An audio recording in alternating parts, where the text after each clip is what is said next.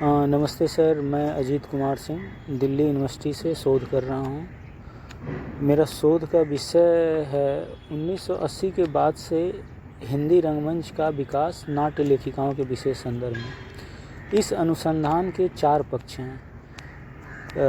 हिंदी भाषी जो 9 राज्य हैं वो, और इसके अलावा बंगाल और महाराष्ट्र में हिंदी रंगमंच की स्थितियाँ कैसी हैं, और इस स्थितियों को हिंदी रंगमंच को बनाने और बचाने में किन महत्वपूर्ण डायरेक्टर्स और लोगों का योगदान है, उनका इंटरव्यू लेना। दूसरा, उन स्टेट्स में जो महिला नाटककार हैं उनके नाटकों का जो मंचन डायरेक्टर्स द्वारा किया गया है उनका एनालिसिस और अध्ययन करना। इसके अलावा उन राज्यों में अगर कोई निर्देशिका मंचन का भी काम कर रही हैं तो उन्होंने कोई नाटक लिख के अगर कोई मंचन किया है तो उसको भी देखना है। ये भी मेरे अनुसंधान का एक महत्वपूर्ण पक्ष है। आज हम बात कर रहे हैं कलकत्ता के महत्वपूर्ण और रंगकर्मी और डायरेक्टर श्री रितेश सर से। आइए बात करते हैं सर से। सर, सबसे पहले तो मैं चाहूँगा कि आप अपने बारे में हमें कुछ बताएं। मेरा नाम रितेश कुमार है, पूरा नाम रितेश कुमार पांडे। मैं उस तरह से नाटक का आदमी नहीं हूँ जैसे यहाँ श्यामानंद जालान जी या बड़े बड़े लोगों के नाम लिए जा सकते हैं। आप यह भी कह सकते हैं कि मैं नाटक का आदमी था ही नहीं। मैंने एक प्रतिक्रिया के तहत नाटक करना शुरू किया। यहाँ कलकत्ते में हिंदी मेला हुआ करता है दिसंबर के महीने में, और मैं उसमें सक्रिय रहता था। तो एक वर्ष में दिन भर वहाँ नाटक देखता रहा। लघु नाटक मेला था, 30-30 मिनट के कई नाटक हुए।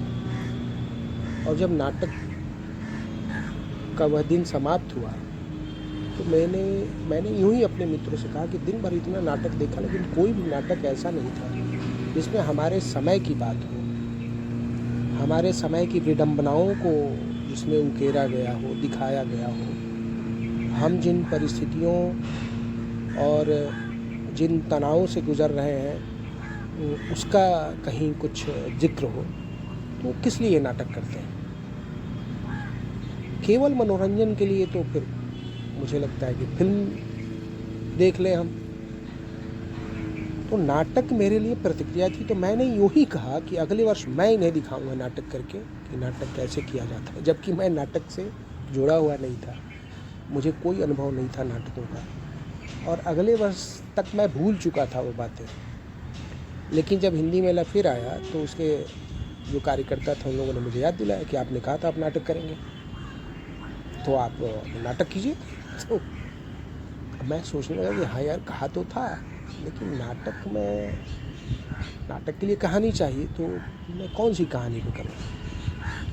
तो मेरे एक मित्र हैं विमलेश, उन्होंने मुझे कहानी बताई कि उदय प्रकाश जी की और अंत में प्रार्थना। उन्होंने कहा कि यह कहानी बहुत चर्चित है, बहुत अच्छी कहानी है, लेकिन बहुत लंबी कहानी है। वो 80 पेज की कहानी थी। उन्होंने कहा इसको आधे घंटे में करना बड़ा मुश्किल है। मैंने कहा दीजिए, मैं पढ़ता हूँ, फिर सोचूंगा। कहानी मुझे अच्छी लगी और मैं सोचने लगा कि इसको मैं कैसे आधे घंटे में करूँ। ना सिर्फ हमने किया उसे, बल्कि वह इतना प्रभावित कर गया निर्णायकों को कि हमें सर्वश्रेष्ठ पुरस्कार, सर्वश्रेष्ठ शिखर सम्मान जो नाटकों को दिया जाता था वो हमें मिला। और उसमें 1100 रुपये पुरस्कार की राशि थी, और ये 1999-2000 की घटना है। और उससे ही हमारी संस्था बनी नीलांबर। कौन सी संस्था सर? नीलांबर का जन्म उसी से हुआ, क्योंकि जो नाटक में जुड़े सारे कलाकार थे और सहयोगी थे वो सब ही मिल करके तय हुआ कि अब हम ऐसे लगातार काम करें, और यूँ नीलांबर नाम से संस्था हमारी शुरू हो गई। और ये इस कहानी से शुरू कहानी मैं तब से, और अंत में प्रार्थना उदय प्रकाश की कहानी है। और तब से मैं लगातार यही रहा है कि प्रायः कहानियों को ही रूपांतरित करता रहा नाटकों में और उसको मंचित करता रहा। नाटक ही मेरा मुख्य पहला प्रेम कह सकते हैं। मैं फिल्में भी बनाता हूँ तो मैं उसको नाटकों का ही एक्सटेंशन मानता हूँ। और महत्वपूर्ण रहा मेरे लिए हमेशा कि कोई मुद्दा हो, कोई बात हो, कोई विषय हो, कोई विमर्श हो, केवल नाटक करने के लिए नाटक नहीं करना है, केवल फिल्म बनाने के लिए फिल्म नहीं बनानी है मुझे। तो ये रहा। तो वहाँ से यात्रा शुरू हुई और 2005 तक हम लोग एक्टिव रहे। इसके बाद सब नौकरी और इधर उधर, क्योंकि सब बेरोज़गार लोगों की ही टीम थी वो, तो हम वहाँ से अचानक ठप हो गए। और 2014 के अंत तक लगा कि हम क्या कर रहे हैं, नौकरी में डूब गए हैं। ये सब तो होता ही रहता है, लेकिन जो हम कर रहे थे और जो हमें करना चाहिए और जो हम कर सकते हैं और हम कर सकते हैं, तो ये हमारा दायित्व बनता है कि हम करें, क्योंकि और कोई नहीं आएगा इसे करने। तो हमें वो करना चाहिए और निश्चय ही हम समय निकाल सकते हैं अगर कोशिश करें तो हुआ ये कि 2015 तक हमने फिर से आरंभ किया अपना काम और तब से हम लगातार सक्रिय हैं। बल्कि अब यह हुआ है कि मैंने एक और दल बना दिया है लोकरंगी नाम से। और इसकी वजह ये हुई कि नीलांबर के तहत जब हम नाटक से शुरू हुए तो हमने साहित्यिक गतिविधियों को ज़्यादा महत्व दिया। चूँकि नाटक भी हम साहित्यिक कृतियों पे कर रहे हैं, हमने कविता कोलाज किया, यानी कविताओं को मिला करके उसका एक कोलाज बनाकर उसको नाटकीय ढंग से मंच पे प्रस्तुत करना। और तमाम बड़े कवियों पे हमने वो काम किया। मैं उसकी सूची आपको दे दूंगा। और लोगों ने उसकी बड़ी सराहना की। फिर यह भी हुआ कि लोगों ने कहा कि आप कविताओं पे बहुत अच्छा काम कर रहे हैं, लेकिन कहानी छूट रही है। तो कहानी पे हम नाटक तो कर ही रहे थे, हमने साथ ही साथ मतलब फिल्म भी को भी बनाने की शुरुआत की। तो इस तरह से हम काम तो कर रहे थे, लेकिन नीलांबर का नाम सामान्य तौर पे लोगों ने साहित्यिक संस्था के तौर पे स्वीकार करना शुरू किया। एक तरह से यही प्रचलित हो गया कि एक साहित्यिक संस्था है, क्योंकि हम कविता कोलाज कर रहे हैं तो उसको लोग नाटक की तरह नहीं देख रहे थे। और नाटक है तो वो उसको लोग उतना वो समझ रहे थे कि सब कुछ साहित्यिक है। तो हमने कहा अब हम ऐसा करते हैं कि नाटक के लिए एक अलग ग्रुप बना देते हैं, वो लोकरंगी। यानी जो कुछ भी हम नाटक करेंगे या कोई प्रस्तुति मंच का करेंगे तो वो लोकरंगी के नाम से होगा। और जो अन्य कार्यक्रम हमारे यहाँ जो जहाँ कविता पाठ है या कहानी पाठ है, सेमिनार है, तो वो सब हम नीलांबर के नाम से करेंगे। तो इस तरह से आप कह सकते हैं कि 2 दल हमारे हो गए। और मूल रूप से जैसे अभी हम लिटरेरिया करेंगे वो नीलांबर ही कर रहा है। तो यूँ हमारी यात्रा शुरू हुई और अब तक चल रही है। अब जी इसको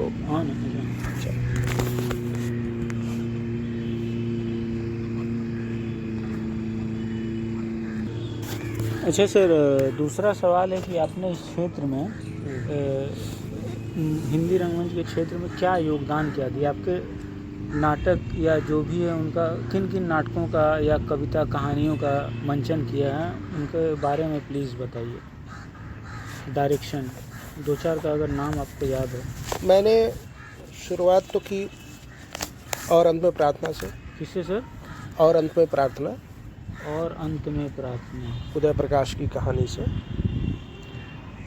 और उसके बाद से जैसा कि मैंने बताया कि कातिल मुंसिफ छोड़कर बाकी सारे ही नाटक मेरे किसी न किसी साहित्यिक कृति का ही अनुवाद रहा या रूपांतरण रहा।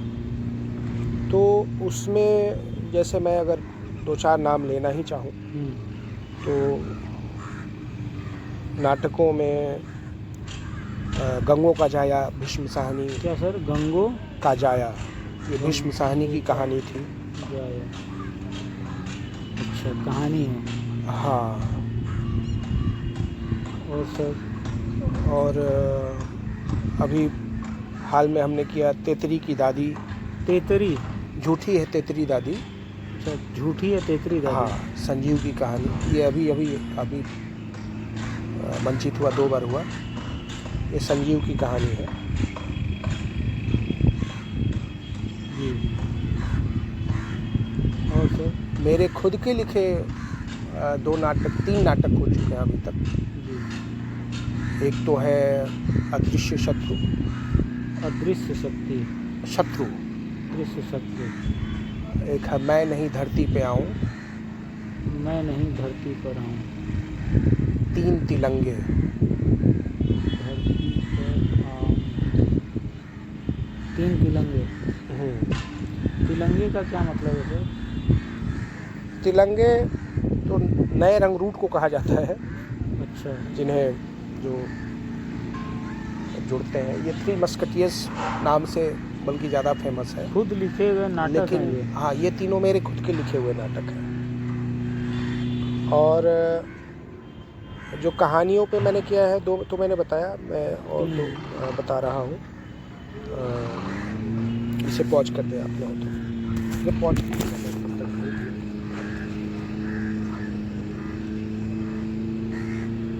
आपका जो विषय है उसके तहत मैं बताऊं कि झूठी है तेतरी दादी अगर आप देखें तो आपको बहुत पसंद आएगा, क्योंकि झूठी है तेतरी दादी एक कहानी है संजीव जी की, जिसमें एक महिला बचपन में जिसकी शादी हो जाती है 12 वर्ष की उम्र में, और वो ट्रेन में बदल जाती है।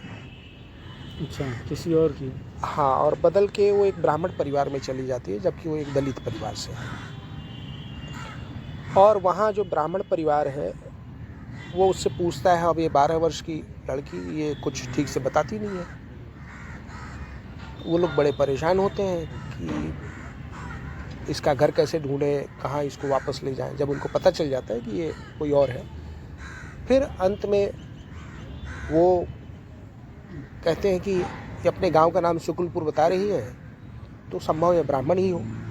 तो वो लोग उसको स्वीकार कर लेते हैं। और 60 वर्ष बाद उन्हें पता चलता है, जब लड़के पोते पोती सब हो चुके हैं, तब कि ये तो दलित जाति से है। तो वो उसे, उसके पोते, उसका जो देवर है, वो लोग ले जाके, क्योंकि पति तो गुजर चुके हैं, वो ले जाके उसको उसके मायके जो है वहाँ के गांव के सिवान पे छोड़ के चले आते हैं। वो बोलते जाओ यही तुम्हारा गांव है, तुम्हारा मायका है। और उसके मायके वाले जब हैं वो आते हैं तो वो भी स्वीकार नहीं करते हैं उसको, ये कह के कि इन्होंने जाति नष्ट कर दिया है, ये जाति से कुजात हो गई है दूसरी जाति में जाके। तो वो भी कहते हैं हम इनको स्वीकार नहीं करेंगे। और वो ना इधर की ना उधर की, ना ससुराल की ना मायके की।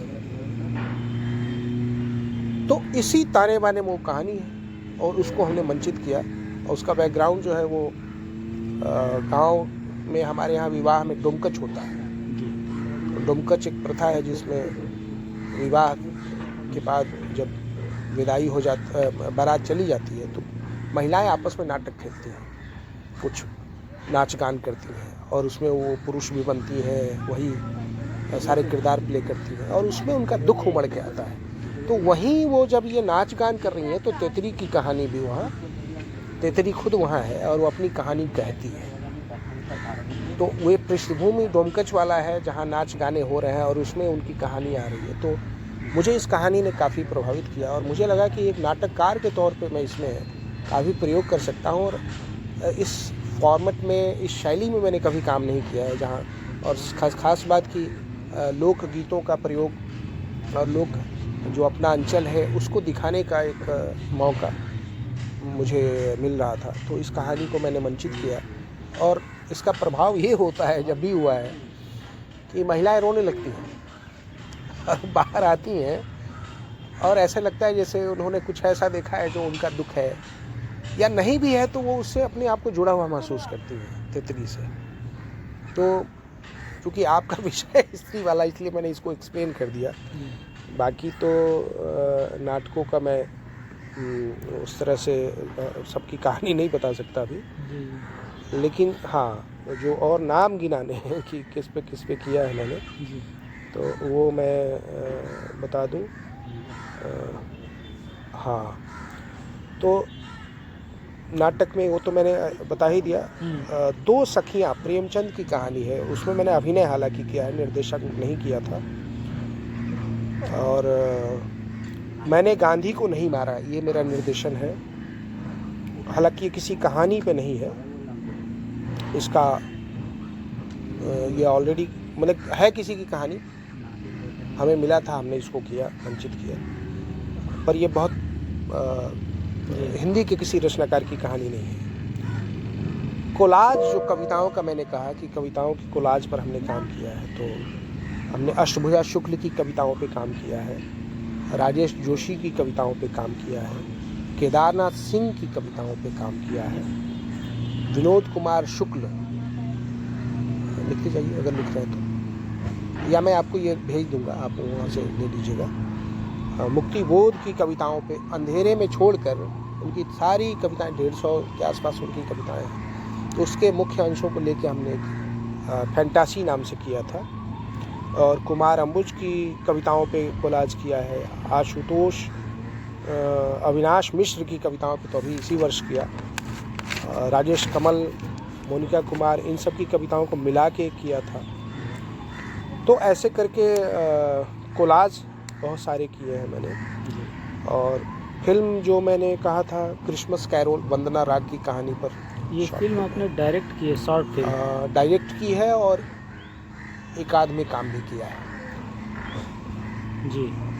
क्रिसमस कैरोल वंदना राग की कहानी है। क्रिसमस कैरोल, हाँ, जमीन अपनी तो थी, ये भी मैं आपको भेज दूंगा, आप देख लीजिएगा। चंदन पांडे की कहानी है। अनथाही गहराइयाँ मनु भंडारी की कहानी है। गोष्ठी विनोद कुमार शुक्ल की कहानी है। ये नाम के साथ भेजेंगे ना सर? हाँ हाँ। पिता विमलेश त्रिपाठी की कहानी है। और संवदिया फणीश्वर नाथ रेणु की कहानी है जी।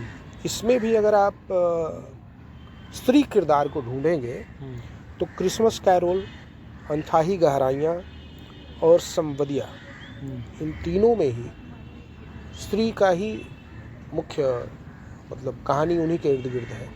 क्रिसमस कैरोल की स्त्री जो है वो अपने निजी जीवन से थोड़ी सी उसमें एक रुखापन आ गया है, तो वो किसी और लड़के के प्रति आकर्षित होती है और वो दुविधा की उसकी कहानी है जी। और कम उम्र के एक लड़के से उसका प्रेम होता है। और जी फिर ऐसे ही जो कहानी है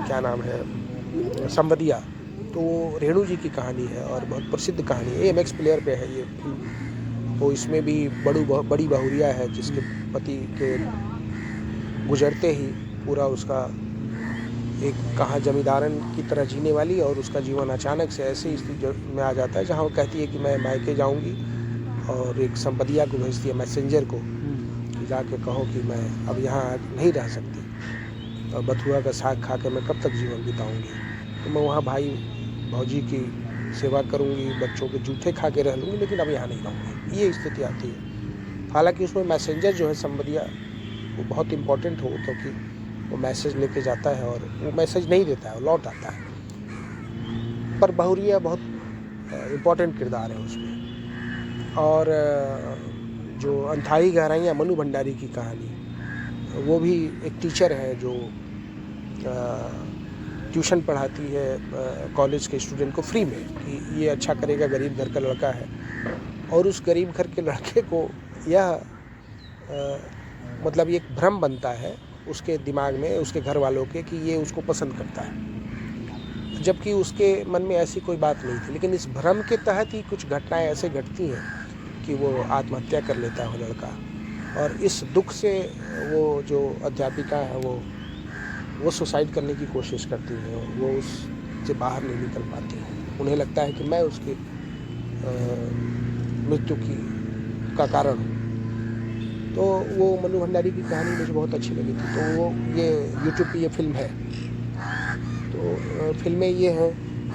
इसके अतिरिक्त संगीत भी मैंने दिया है, मतलब बहुत सी गज़लों आदि को। चूँकि नाटक क्या है, कंप्लीट आर्ट है आप कह सकते हैं, जहाँ आर्ट फॉर्म ऐसा है जिसमें आपको संगीत भी है, जिसमें नृत्य भी है, कथा, अभिनय सब है। वो सब कुछ समाहित होता है नाटक में। बाकी में आप नृत्य है तो नृत्य है, कहानी कई बार कहते हैं नृत्य के माध्यम से, जो क्लासिकल डांसेज है उसमें है, गाना है तो गाना है, एक पक्ष है। और कहानी में लिखने वाले कहानी लिख रहे हैं, कविता लिखने वाले लिख रहे हैं, लेकिन नाटक में जब हम आते हैं तो वो सारी चीज़ें शामिल हो जाती हैं। और यही हमारी चुनौती भी होती है। अगर हम एक कहानी को जब नाटक में ले आते हैं या फिल्म में ढालते हैं, तो वो वास्तव में जब लिख रहा होता है जो लेखक, तो ये उसकी अपनी एक दृष्टि है। वो अपने आसपास की घटित घटनाओं को, अपने आसपास घूम रहे चरित्रों को, वह आसपास क्यों, बृहद रूप से कहें तो पूरे वैश्विक स्तर पे वो चीज़ों को देखता समझता है और फिर उसको अपनी कथाओं में, कविताओं में ले आता है। लेकिन जब एक नाटककार या फिल्मकार उसी कहानी पर काम करता है, तो उस निर्देशक की भी अपनी एक अंतर्दृष्टि होती है। मैं एक निर्देशक के रूप में जब काम करता हूं, तो मेरा एक तो उद्देश्य सबसे पहले रहता है कि जो कहानी के मूल भावना है उसको मैं ज्यों का त्यों रहने दूं, उसमें उससे समझौता नहीं होना चाहिए। बाकी कहानी लिखते समय कहानीकार की अपनी सुविधाएं हैं, क्योंकि उसे सिर्फ लिखना है, उसे उन चीज़ों को जुगाड़ना नहीं है। पर हम अगर फिल्म बना रहे हैं या नाटक कर रहे हैं, तो हमें उस दृश्य को दिखाने की कोशिश करनी पड़ती है, तो हमारी चुनौती बढ़ जाती है। तो हम हूबहू ऐसे नहीं जा सकते जैसे कहानीकार जाता है। फिर कहानी कहने का उसका अपना एक ढंग हो सकता है। हम उसी कहानी को कह रहे हैं, लेकिन हमें कहने का ढंग कभी कभी थोड़ा बदलना पड़ सकता है या थोड़ा दाएं बाएं इधर उधर करना पड़ता है। तो इसलिए कई बार जो फिल्म और जो नाटक प्रस्तुति होती है, वो उस कहानी पे हो करके भी एक नई रचना होती है, एक तरह से नया सृजन होता है, जिसमें उस कथा, उस कहानी की भावना रहती है, मूल भावना बनी रहती है। अगर वो न रहे तब तो फिर वो बेकार हो गया, तब तो वो निर्देशक का अच्छा काम नहीं कहा जाएगा। लेकिन उसको बनाए हुए रखकर उन सारे तत्वों को शामिल करते हुए जो कहानी कहना चाह रहा है और जो अधिकांश को शामिल करके और फिर एक कृति वो जब रखता है, तो वो अपने आप में एक नयापन उसमें आ जाता है, अपने आप आ जाता है। वो निर्देशक के अपनी देखने के नज़रिए से आ जाता है। जी सर, एक महत्वपूर्ण सवाल है कि अब आप मतलब कि मैं देख रहा हूँ कि कहानियों का या कविताओं का ज़्यादा मंचन हो रहा है, तो क्या आपके सेंस में, क्या आपके संदर्भ में क्या ये कह सकता हूँ कि नाटकों को लोग इसलिए भी छोड़ रहे हैं कि उसमें बहुत पात्र होते हैं, उसमें बहुत टाइम लगता है उसको करने में, चरित्रों की संख्या ज़्यादा होती है, या मंचन के लिए बड़ी असुविधाएँ होती हैं, या क्या आपके हिसाब से क्या है कि कहानियों को ही क्यों लिया जा रहा है आजकल, या आप क्यों ले रहे हैं? कहानियों को लेने की वजह ये है, जैसे मैंने कहा कि मेरी अपनी एक सोच है कि मैं क्या करूं। नाटक लिखने वालों की अपनी सोच होती है, वो अपने हिसाब से नाटक लिखते हैं। हो सकता है मैं उससे सहमत ना हूं, और मैं अपनी अगर व्यक्तिगत बात कहूं तो मैं खुद बहुत कम नाटक पढ़ता हूं, या शायद आज वालों को तो नहीं पढ़ता, सिलेबस वगैरह में है तो उनको भले मैंने पढ़ लिया। आप यह भी देखेंगे कि पत्रिकाओं में नाटक नहीं छपते हैं। जैसे हमारे यहाँ अगर पत्रिकाएं आती हैं, आप अभी वर्तमान में जितनी पत्रिकाएं छप रही हैं, आप देखिए उसमें नाटक कहाँ छपता है। मैं खुद जो अपनी मेरा नाटक है, मेरी कविताएं छपती हैं, मैं कविताओं को लेकर के मैंने जहाँ छपी उनसे पूछा कि आप क्या नाटक छापते हैं, तो उन्होंने कहा नहीं। तो आप पढ़ेंगे कहाँ से नाटक? और अलग से संग्रह जल्दी कोई नहीं खरीदता, पत्रिकाएं आती हैं तो आदमी उससे देख लेता है कि चीज़ें क्या आ रही हैं। एक तो ये है, तो लेकिन कहानियाँ हम पढ़ते रहते हैं। अब उसमें अगर कोई कहानी अच्छी लग जाती है तो मन में एक अपने आप इच्छा जागती है कि यार इसको हम मंच पे ले आएं। तो एक तो वजह ये बनती है। जहाँ तक पात्रों को लेकर के सवाल है, तो आप कहानी को भी अगर उसका मंचन कर रहे हैं नाटक के रूप में, तो पात्र तो आपके वैसे ही उसमें शामिल हो जाएंगे। तेतरी में तो मुझे लग रहा है 15-16 लोगों की टीम हो जाती है।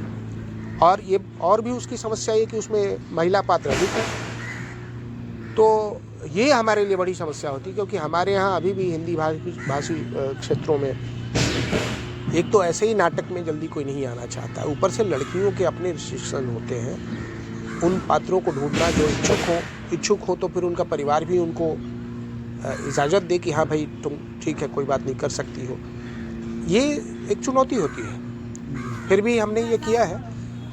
पर यह ज़रूर है कि आपने जो बात कही, लेकिन वो कहानी से नहीं है कि वो कहानी के कारण है या नाटक के कारण। दरअसल वो समस्या है कि एक टीम को आप जितनी बड़ी टीम रखेंगे, नाटक के डिमांड के हिसाब से ही रखेंगे, लेकिन आप सोचिए कि अगर आप मोनोलॉग कर रहे हैं, यानी अकेले आप कोई नाटक तैयार करें जिसमें आपको अकेले कोई कहानी को प्रस्तुत करने की सोच रहे हैं आप, तो आप कभी भी रिहर्सल कर सकते हैं, कहीं भी रिहर्सल कर सकते हैं, अपनी सुविधा अनुसार समय आदि सब कुछ चुन सकते हैं। लेकिन जैसे ही उसमें 2 आदमी शामिल हो जाएंगे, 3 आदमी शामिल हो जाएंगे, 4 हो जाएंगे, 5 हो जाएंगे, तो फिर उन सब की सारे पात्रों की सुविधा को ध्यान रखना पड़ेगा।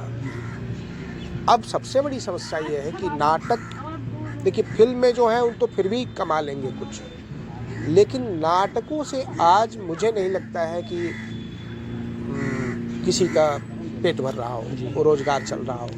और कलकत्ते में तो हिंदी नाटकों में तो बिल्कुल ही नहीं है। मुंबई वगैरह का मैंने सुना है कि वहाँ 2-2, 3-3 शो एक ही बार में हो जाते हैं कहीं नाटक के, और लोग वहाँ नाटकों से भी पैसे कमाते हैं। कलकत्ते में ऐसा नहीं है। अच्छा, कलकत्ते में हिंदी दर्शक टिकट लेके नहीं आना चाहता है, वो चाहता है कि उसको बुलाया जाए, वो गेस्ट की तरह आए, और उस पर भी लगता है जैसे उसने आके आपको बहुत आप पर कृपा की है। तो यहाँ जब वो आना ही नहीं चाह रहा है बिना आमंत्रण के, ऐसे में आप उम्मीद नहीं कर सकते कि आप कोई नाटक करें और वो टिकट कटा के आए और आपको उस नाटक से कुछ आमदनी हो जाए। आमदनी तभी हो सकती है जब कॉल शो हो, यानी कि किसी गवर्नमेंट के द्वारा कोई फेस्टिवल कराया जा रहा हो तो उसमें आपको पैसे मिल सकते हैं, या किसी के द्वारा स्पॉन्सर्ड हो गया हो आपका कोई नाटक, उससे पैसे मिल सकते हैं। कभी कभी ये हिंदी पखवाड़े वगैरह में कई बार नाटकों को बुलाते हैं, उसमें पैसे मिल सकते हैं, और वो इतना नॉमिनल है कि उससे आपकी वो साल भर कोई पेट नहीं पाल सकता है। ऐसे में आप सोचिए कि वो जो कलाकार हैं सब तो कहीं ना कहीं नौकरी करेंगे, कहीं ना कहीं बिजनेस करेंगे, तो आपको उनके समय को ध्यान में रखना पड़ेगा कि वो अपने नौकरी या उस काम में से कब समय निकाल रहे हैं। तो जैसे ही आपकी टीम में एक से ज़्यादा लोग जुड़ते हैं, आपको उनके समय के अनुसार एक सूची बनानी पड़ेगी, टाइम टेबल बनाना पड़ेगा, फिर उसके हिसाब से रिहर्सल करना पड़ेगा। फिर उसमें होगा कि कोई किसी दिन कोई नहीं आ रहा है, किसी दिन कोई नहीं आ रहा है, किसी दिन किसी के यहाँ कोई काम आ गया, किसी दिन किसी की कोई समस्या आ गई, तो वो फिर बाधित होने लगता है और फिर लंबा समय लगता है तैयारी करने में। और बहुत नाटक जो है एनर्जी बहुत कंज्यूम करता है, आपका टाइम कंज्यूम करता है, और ये पागलपन है जो लोग नाटक में जुड़े रहते हैं कि इन सब के बावजूद वो करते हैं। फिर भी टीमें हैं और वो कर रही हैं, इसी में साधते हैं लोग जो जुड़ जाते हैं और अपना थोड़ा समय निकालते हैं। अच्छा सर, लेकिन जो ये नहीं कर पाते हैं या बहुत तंग आ जाते हैं, वो देखिए कई बार मोनोलॉग करने लगते हैं, यानी छोड़ो झमेला, वो एक अच्छा सा स्क्रिप्ट तैयार करते हैं जहाँ वो खुद की उनकी प्रस्तुति है या ज़्यादा से ज़्यादा किसी और एक को शामिल कर दिया, 2 को जो प्रॉप की तरह इस्तेमाल हो रहे हैं, जिनकी डायलॉग्स वगैरह कम है, नए लड़के साथ में आ गए, और उसके बाद लाइटमैन उनका वो संभालता है और म्यूजिशियन आ गया, नाटक हो गया। ये एक शॉर्ट है तरीका। और नाटक तभी अच्छा लगता है जब टीम हो। अच्छा सर, इस क्षेत्र में हिंदी रंगमंच की स्थिति कैसी है?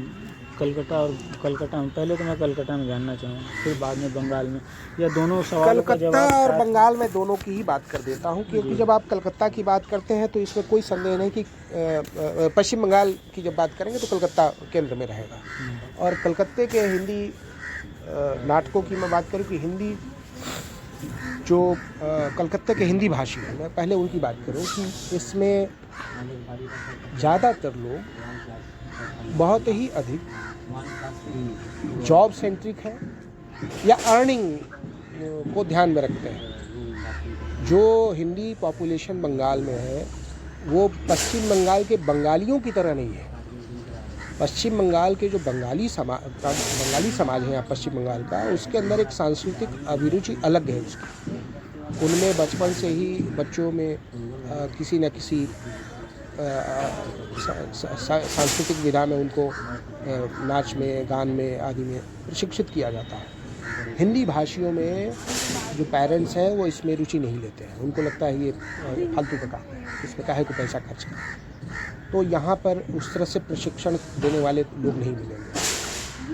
और जब वो बड़े भी होते हैं तो माँ बाप का पूरा जो बच्चे के पीछे जो पुशअप करना है वो है कि जॉब तलाश करो, मतलब पढ़ लिया जल्दी से नौकरी करो, ये सब फालतू में मत जाओ। यहाँ तक कि मैं ऐसे तमाम अध्यापकों को जानता हूँ यहाँ जो ऐसे भले ही मंच पर अच्छी बात कहें, लेकिन वो व्यक्तिगत तौर पर कभी किसी बच्चे को प्रेरित नहीं करते हैं। अगर वो उनका कोई प्रिय छात्र हुआ तो उसको उल्टा समझाते हैं कि इस सब में मत जाओ, टाइम वेस्ट होगा, तुम अच्छा कुछ नहीं कर पाओगे।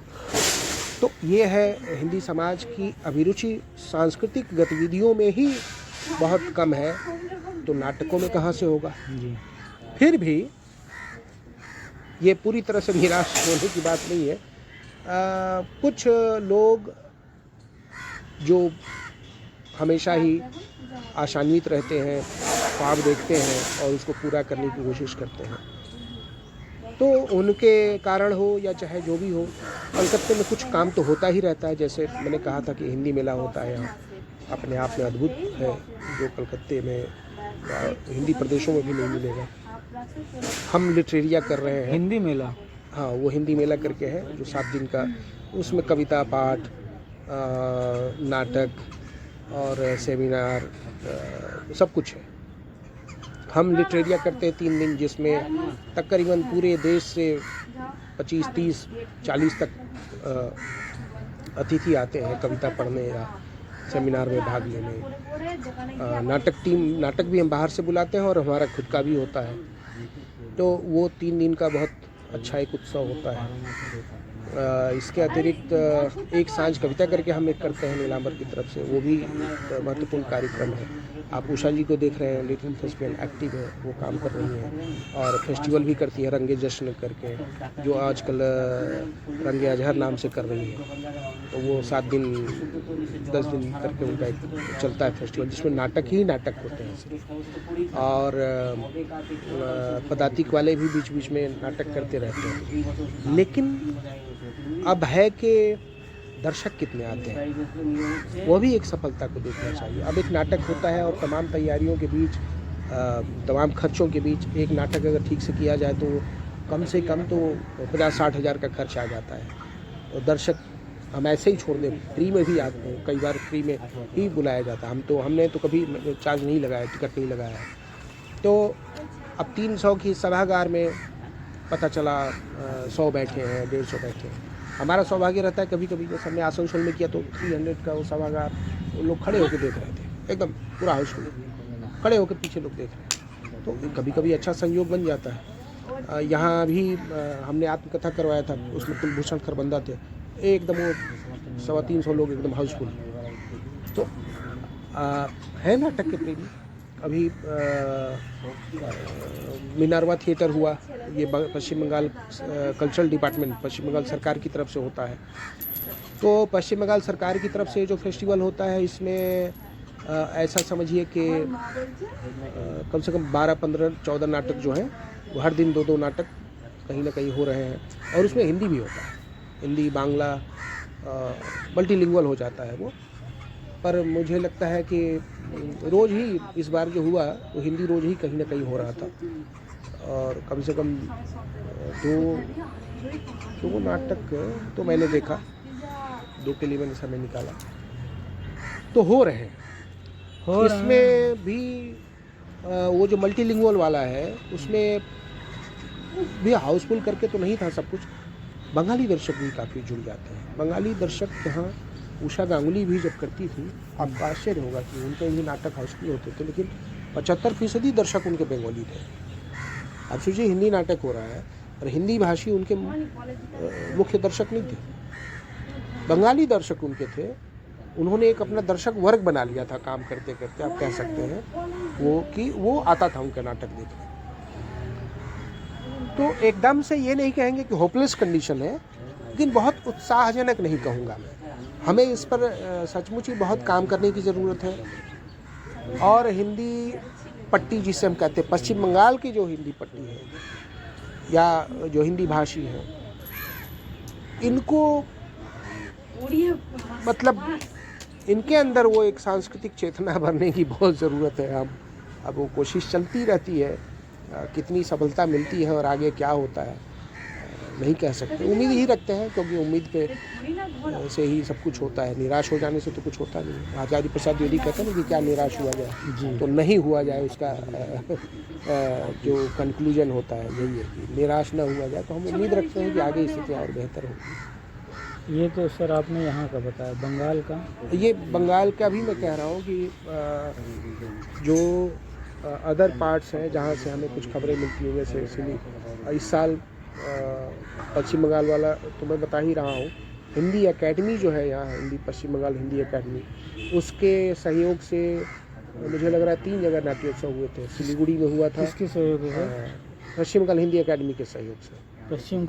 पश्चिम बंगाल हिंदी एकेडमी, ये सरकारी है। तो सिलीगुड़ी में हुआ, आसनसोल में हुआ और इधर कलकत्ते में भी हुआ। तो उधर की बहुत सूचना हमें नहीं आती है, लेकिन ये फेस्टिवल हुए थे, ये मुझे पता चला था। सिलीगुड़ी में नाट्य फेस्टिवल होते हैं और मल्टीलिंगुअल टाइप के होते हैं, लेकिन जो मुझे खबरें मिलती हैं कि वहाँ हिंदी की प्रस्तुतियाँ बहुत अच्छी नहीं होती हैं, और या तो वो संपर्क नहीं करते हैं जो, या उनकी पहुंच नहीं बन पाती ऐसी टीमों से जो अच्छा कर सकते हैं, या ये अच्छी टीमें उन तक नहीं पहुंचती हैं, संपर्क नहीं कर पाती हैं, जो भी कारण हो। पर मुझे जो फीडबैक मिलता है वहाँ से कि अच्छी प्रस्तुतियाँ नहीं आ पा रही। आसनसोल में जब मैं गया था तो वहाँ के लोगों से बातचीत हुई। वहाँ हालांकि रामजी यादव जी पुराने नाट्यकर्मी हैं, उनका एक दल था, अभी वो उतने सक्रिय नहीं है लेकिन वो नाटक किया करते थे। तो वहाँ एक्टिव एक दो दल थे, शुरू से ही रहे हैं, पर इधर वो चूँकि सक्रिय नहीं रहे हैं। और जो दर्शकों से बातचीत हुई उससे यही पता चला कि हिंदी के नाटक नहीं के बराबर होते हैं, और अगर होते भी हैं तो ये बांग्ला भाषी जो हिंदी नाटक बांग्ला नाटक करते हैं, यही लोग हिंदी नाटक करते हैं। कहाँ? सिलीगुड़ी में? नहीं, आसनसोल में। तो वो बहुत अच्छा उनको नहीं लगता है, या जब वो नाटक होती तो उनमें उनको नहीं लगता है कि इसमें हिंदी वाली बात है। तो आप यह कह सकते हैं कि बल्कि कलकत्ता ही ज़्यादा हिंदी नाटकों में अभी काम कर रहा है पश्चिम बंगाल में देखें तो मुख्य केंद्र है पश्चिम बंगाल के, उनकी तुलना में।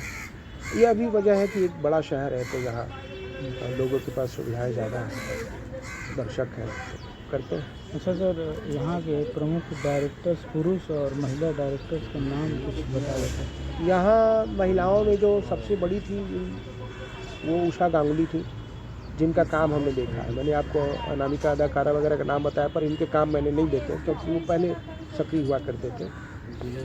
उषा गांगुली का मैंने काम देखा था, दुर्भाग्य से हमारे बीच अब नहीं है, लेकिन उनका काम बहुत बढ़िया था। उस स्तर का काम अब मुझे नहीं लग रहा कि अभी कोई कर रहा है। और विविधता जितनी थी उनमें, हाँ विविधता थी, और गंभीरता, गहनता और आकर्षक ढंग से वो प्रस्तुति होती थी, बांधने वाली। ये उषा गांगुली की खूबी थी, और किसी एक शैली में बंध के नहीं रहती थी कि अब इसी शैली में किए जा रही है। तो ये बहुत मुझे अच्छा लगता था उनका काम, पर वो नहीं है। अजय भाई भी नहीं रहे हमारे बीच, पुरुष नाटककारों में। वो बहुत अच्छे निर्देशक थे और उनका काम मैंने देखा है। उनके अंदर भी विविधता थी, और उनका जो स्टेज कोरियोग्राफी था, मंच व्यवस्था की जो उनकी समझ थी, और मंच संयोजन का, और जो लाइटिंग की जो उनकी दृष्टि थी, वो अद्भुत काम था उनका। अच्छा सर, ये उषा गांगुली उमा झुनझुनवाला और कौन? उमा झुनझुनवाला के पति थे अजहर भाई, अजहर। अच्छा, अजहर अली से। हाँ, तो आप इनसे भी बात करेंगे उमा जी से, तो उनके बारे में काफ़ी कुछ मिल जाएगा। उमा जी महिलाओं में अभी एक्टिव हैं, और अच्छा काम कर रही हैं। और इनके नाटकों में आपको स्त्री विमर्श खूब मिलेगा, स्त्री विमर्श और स्त्री दमन जो है सामाजिक रूप से जिस तरह से हुआ है या परिवारों में जो दमन होता है उनका, वो इनके नाटकों में मुख्य विषय रहता है। और सर ये निर्देशक और एक्टिंग दोनों करते हैं। और कोई नाम? और उधर विनय शर्मा जी का मैंने आपको बताया था, पुरुष में तो लिखूंगा, वो बाद पुरुष में है। पहले महिलाओं का। अनुभव फतेहपुरिया का मैंने एक ही काम देखा है अभी, वो कागज के गुब्बारे। अनुभव अनुभा फतेहपुरिया, तो एक निर्देशक के रूप में मैंने उनका वही कागज के गुब्बारे देखा है, जो अच्छा काम था उनका। इसमें चुगताई की कहानियों पे वहाँ कथा भी महिला की और निर्देशक भी महिला, तो वो आप रख सकते हैं। इसमें चुगताई की कहानी को उन्होंने किया था अनुभव फतेहपुरिया ने। इसमें चुगताई, हाँ, उनकी कहानियों पे कागज के गुब्बारे नाम से उन्होंने किया है। तो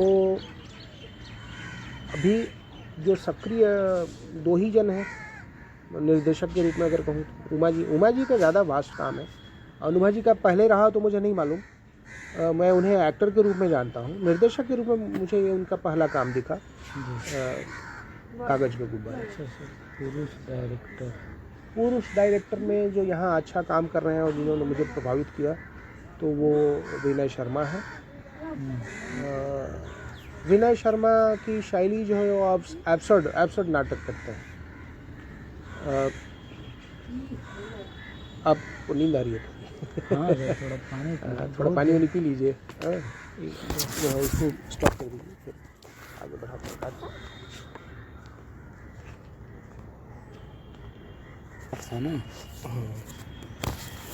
महेश जायसवाल जी, महेश अग्रवाल ना, महेश जायसवाल नुक्कड़ नाटक। अब एक्टिव वो हमेशा नुक्कड़ ही करते रहे, वो कभी प्रोसेनियम में नहीं आए। अब एक्टिव नहीं है ना सर? अब एक्टिव नहीं है। पिछले 8-10 सालों से उन्होंने कुछ नहीं किया। 10 साल तो कम से कम हो ही गया होगा। तो मतलब कुल मिला के आप हैं और विनय सर हैं? हाँ, एक्टिव में अभी कह सकते हैं कि हम ही दोनों हैं जी सर, जो नाटक कर रहे हैं। जी। और हिंदी भाषा में नहीं, एक और है। देखिए, अच्छा वो याद दिलाया आपने। उनका नाम है रंगशिल्पी। नाम सर का नाम है? नहीं, संस्था जो है वो रंगशिल्पी है शायद। अच्छा। और उसके वो डायरेक्टर हैं, बंगाली है, लेकिन वो हिंदी नाटक करते हैं। कल्पना जी से पूछिएगा, वो नाम बता देंगे। वो कर रहे हैं, वो एक्टिव है। अच्छा सर, यहाँ पे संस्थाएं जो काम कर रही हैं, हिंदी रंगमंच की संस्थाएं, वो कौन कौन सी? Little thespian? हाँ, वो रंगमंच कर रही है। Little thespian. और सर? हमारा नीलांबर और लोक रंगी हमने शुरू किया है और 1 साल से ये एक्टिव है। इसके पहले हम नीलांबर नाम से करते थे जी। और रंगशिल्पी। अच्छा, रंगशिल्पी। पदातिक। हाँ। ये आपकी विनय शर्मा सर की? हाँ, विनय शर्मा उसके डायरेक्टर है। अच्छा, विनय संस्था सिर्फ उनकी नहीं है, और भी लोग हैं उसमें, लेकिन डायरेक्शन यही करते हैं। यही मेन है। वो उषा गांगुली मैम का कोई ग्रुप है अभी कि नहीं? उषा, एक और टीम है बलारको करके, जो हिंदी में काम करते हैं। है वो बंगाली की टीम, बलारको। लेकिन वो हिंदी में भी एक भोला राम का जीव है, हिंदी नाटक वो करते हैं। अच्छा। हाँ, ये मैं जानता हूँ कि ये हिंदी की प्रस्तुतियाँ उनकी बीच बीच में होती हैं, पर वो मूलतः बंगाली टीम है और बांग्ला नाटक ही करते हैं। हिंदी जैसे है कि बंगाली है, कभी कभी एक आध हिंदी कर दिया, तो वो भोला राम का जीव उनको करते हैं। तो कुल मिला के यही है सर। और वो उनका मैम का नहीं है, उषा गांगुली मैम वाला कोई थिएटर जिंदा? रंगकर्मी। अच्छा, हाँ, वो नाम वो अभी संस्था जीवित है। संस्था है उनके पास अच्छा खासा नाटक करते हैं कि नहीं अब? नहीं करते। एक खास बात है जो मैं आपको कहना चाहूँगा, किसी भी नाटक टीम का के साथ नाटक टीम के साथ एक बड़ी अजीब विडंबना कह सकते हैं, तो निर्देशक बड़ा महत्वपूर्ण होता है जी। अक्सर निर्देशक के कारण टीम चलती है। निर्देशक सोचता है कि क्या करूं कैसे करूं, कलाकारों को जोड़ता है और वो फिर चलता रहता है, तो उसकी पहचान बनती है। कई बार कलाकारों से की भी पहचान बन पाती है अच्छा अभिनय करने पर। और नाटककार के तौर पर निर्देशक देखिएगा ज़्यादा उसकी जान पहचान बनती है कि भैया अच्छे निर्देशक हैं, अच्छा काम कर रहे हैं, और टीम और वो निर्देशक जुड़े रहते हैं। अक्सर देखा गया कि उस निर्देशक के जाने के बाद वो टीम धाराशायी हो जाती है, मतलब काम उसका ठप हो जाता है अगर और कोई निर्देशक उसमें नहीं आया है या उसको नहीं तैयार किया गया। जैसे उमा जी हैं, तो उमा जी अजहर भाई के जाने के बाद हैं तो वो चल रहा है। हालांकि उन्होंने अभी जो हाल में नाटक किया उसमें उन्होंने एक निर्देशक को आमंत्रित किया, कोई राय साहब है, उन्होंने वो निर्देशित किया था जो उमा जी ने एक्ट किया उसमें, वो उनका निर्देशन नहीं था। लेकिन उमा जी अभी डायरेक्शन कर रही है, बंद नहीं किया उन्होंने। रंगकर्मी में यही हुआ कि उषा जी के जाने के बाद अब वहाँ निर्देशक नहीं है, तो बीच में उन्होंने किसी को आमंत्रित किया था, एक नाटक उटक किया, बट अब वो सक्रियता ख़त्म है। आमंत्रित करके आप चलाएंगे तो वो उसमें जाहिर सी बात है वो बात नहीं रहेगी।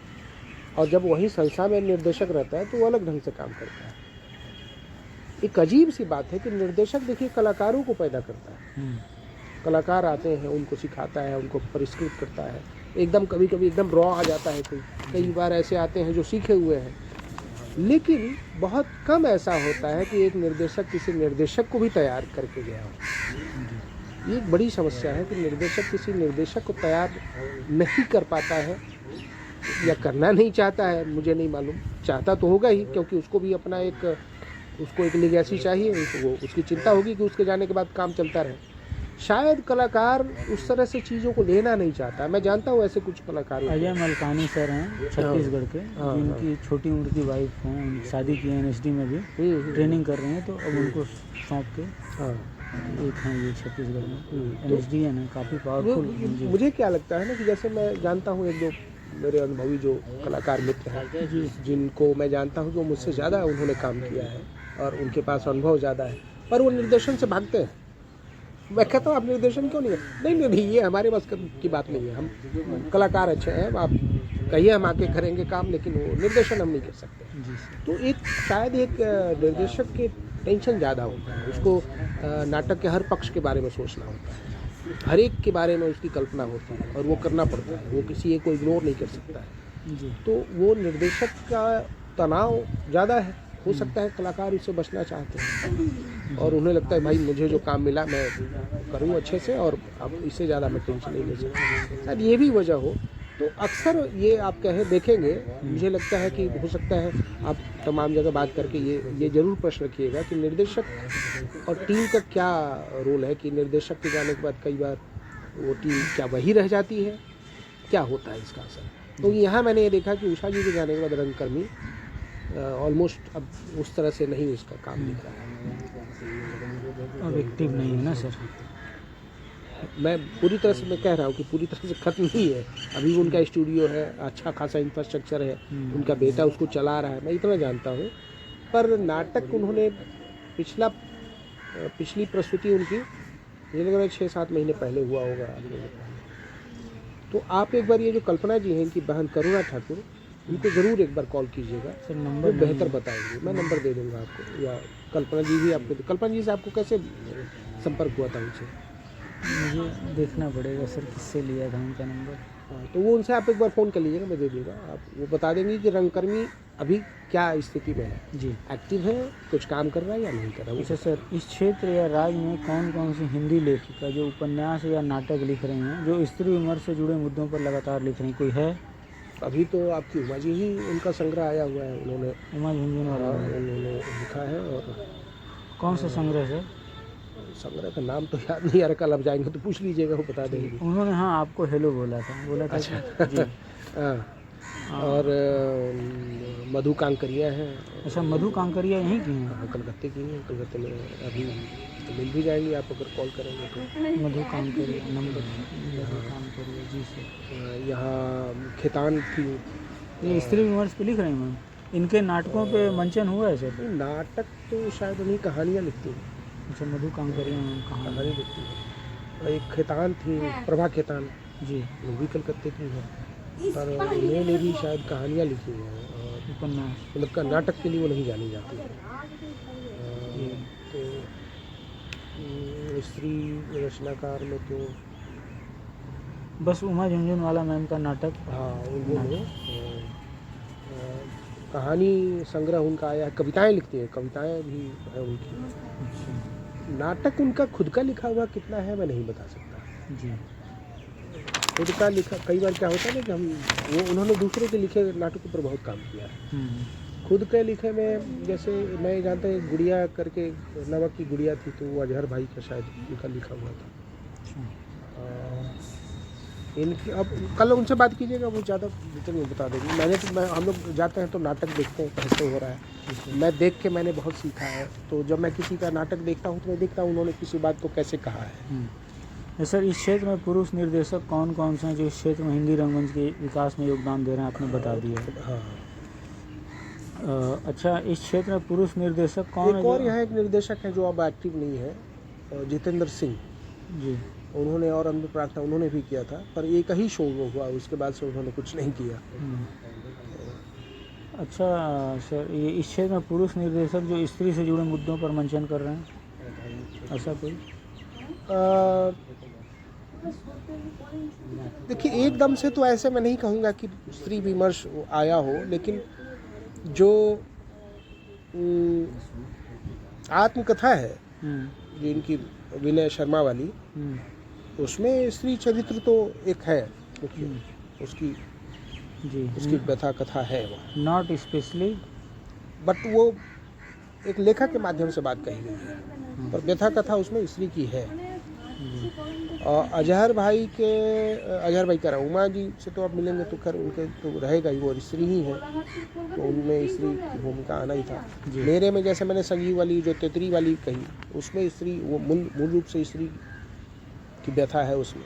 मेरी फिल्मों में भी स्त्री पर आधारित 3 फिल्में हैं, शॉर्ट फिल्में।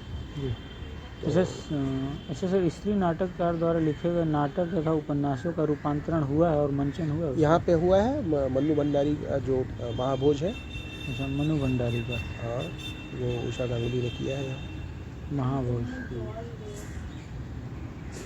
उस समय जिस समय किया था उस समय वीडियो ये सब करने का ऑप्शन था, यूट्यूब और ये सब? वीडियो आ ही गया था, लेकिन मेरे ख्याल से महंगा रहा होगा, और उन्होंने कराया है कि नहीं मुझे नहीं पता। सर, उनके लड़के का नंबर में बात करुणा ठाकुर साहब मांगेगा, क्योंकि वो उस टीम से जुड़ी हुई है। जी सर। मैं उस टीम से नहीं जुड़ा हुआ। जी सर। अच्छा सर, पहले ये बात कि एक्ट्रेस, महिला नायिका के रंगमंच से आने से क्या रंगमंच की स्थिति में बदलाव आया? यहाँ की मैं बात कर रहा हूँ, बंगाल की और कलकत्ता की।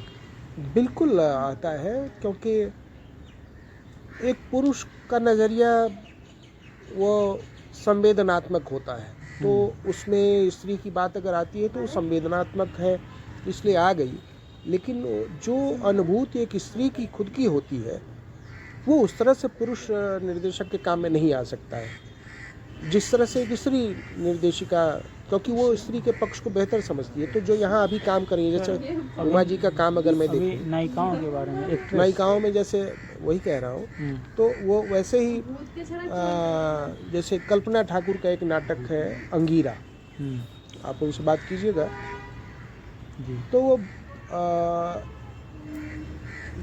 बहुत बढ़िया उसकी प्रस्तुति थी और उसकी कहानी भी एकदम आपको, और जिस तरह से वो अभिनय करती थी उसको कि आपको झंझोड़ दे, वो इस तरह से वो नाटक की प्रस्तुति थी। तो वो कहीं ना कहीं इसलिए कि स्त्री की बात थी और वो उसको एक स्त्री जीवित कर रही थी मंच पे, तो वो उसको अनुभव कर पाती होगी। तो स्त्री के आने से स्त्री पक्ष को रखना ज़्यादा आसान होता है, और वैसे भी स्त्री के माध्यम से ही कहा जा सकता है। तो अभिनय में स्त्रियों का तो आना महत्वपूर्ण है और इससे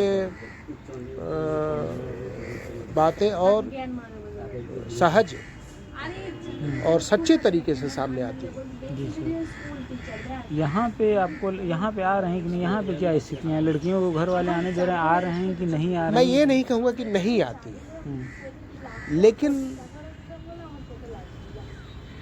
थोड़ी जो समस्या आती है, जो मेरे साथ आई, कि जैसे कुछ बच्चियां हैं, उनके माँ बाप राजी हो जाते हैं तो ये अच्छा लगता है, लेकिन फिर वो उनकी होता है कि वो कलकत्ते से बाहर अगर आपको कहीं वंचित करने जाना है तो वहाँ एक समस्या आ जाती है। वो फिर वो बाहर जाने देने से की इजाज़त नहीं मिल पाती है जल्दी, या वो बच्चियाँ डर के मारे वो शायद घर में कहती ही नहीं है कि हमको बाहर जाना है, ये एक असुविधा आती है। बाकी बच्चियाँ तो आ रही हैं, काम कर रही हैं, और दोनों ही मतलब ये नहीं कहूँगा कि किसी एक ख़ास समाज से आ रही हैं, एक ख़ास वर्ग से आ रही हैं।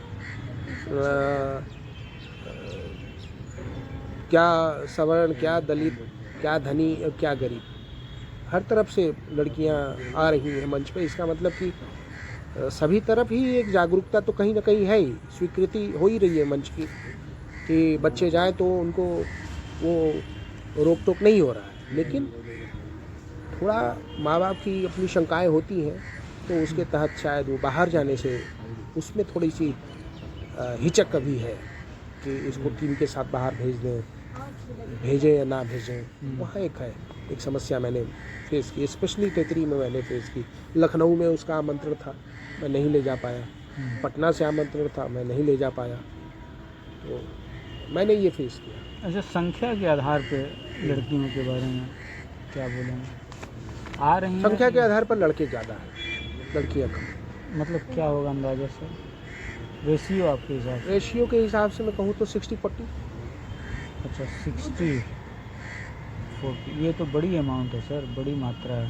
हाँ, एकदम से मैंने क्या कहा, वो 50-50 मैं भले नहीं कहूँगा अभी, लेकिन 60-40 है। हो सकता है आने वाले समय में वो 50-50 हो जाए। क्योंकि और क्षेत्रों में तो मैंने बड़ी ख़राब स्थिति देखी है सर, जैसे 10%, 5%, 15%, 20%। नहीं, यहाँ मैंने देखा है, आप उमा जी के टीम में देखिए, वो मैंने देखा है कि लड़कियाँ हैं, लड़के भी हैं। हाँ, वहाँ रेशियो क्या होगा वो ज़्यादा बेहतर बताएंगे। मेरे नाटकों की, मेरे टीम में 50-50 के ऑलमोस्ट चांस, मतलब कलाकार हैं जी। 50 लड़कियाँ और 50 वाली हालत है। मैं एकदम से इस मामले में थोड़ा धनी हूँ, और ये शुरू से रहा हूँ। मैं जब शुरू मैंने किया तो मेरी खुद बहनें मेरे साथ काम करती थी, तो वो कभी ये स्थिति नहीं रही। मेरे लिए ये था कि जो मेरे लिए ठीक है वो मेरी बहनों के लिए भी ठीक है। मैं मंच पे जा रहा हूँ और मंच ठीक है तो मेरी बहन भी जा सकती है, क्यों नहीं जा सकती है। और मेरे परिवार ने अलाउ किया, उनको अच्छा लगा कि वो मंच पे जाके कविता पढ़ रही है, नाटक कर रही है। अच्छा सर, कुछ नायिकाओं के जो एक्ट्रेस हैं यहाँ पे जो काम कर रहे हैं, उनके कुछ के नाम? कल्पना ठाकुर, अच्छा, करुणा ठाकुर, करुणा ठाकुर, ये दोनों बहनें हैं। करुणा ठाकुर, उमा झुनझुनवाला एक्ट्रेस भी अच्छी है। मेणमयी है, उन्होंने नाटक भी करती हैं, और मेरी शॉर्ट फिल्म में भी थी वो, संवरिया में बड़ी बहुरिया की भूमिका उन्होंने ही की थी। अनुभव फतेहपुरिया, हाँ, वो एक्ट्रेस भी अच्छी है, फिल्में भी कर रही हैं। माँ जो एक सीरीज़ था उसमें थी वो, और 13वीं क्या करके एक 13वीं फिल्म थी उसमें थी वो, तो वो फिल्में भी कर रही हैं। चेतना जालान तो खैर अब उम्र के ऐसे पड़ाव पे जहाँ वो एक्टिव नहीं है, तो हालांकि आपकी कथा में वो थी और शायद वहाँ अभी भी एक्टिव है। और पार्वती एक नई लड़की है जो उसमें उमा जी की टीम में है, वो एक्टिंग उसने इस बीच में देखा है मैंने, अच्छा काम किया, मतलब अपने आप को ग्रूम किया, डेवलप किया है। मेरी टीम में अगर आप लिखना चाहें तो पूनम सिंह है, अपराजिता है, ममता पांडे, नीलू पांडे, ये पहले काम करती थी, अभी नहीं कर रही है। और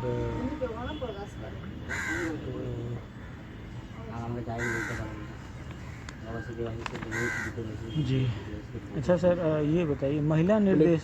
और नाम आप कहेंगे मैं बता दूंगा, लेकिन जिन्हें मैं कह रहा हूँ ये अच्छा कर रहे हैं उनमें से। जी। टीम में तो मेरी तितरी में तो लगभग 7-8 लड़कियां हैं जी जो एक्टिंग करती हैं।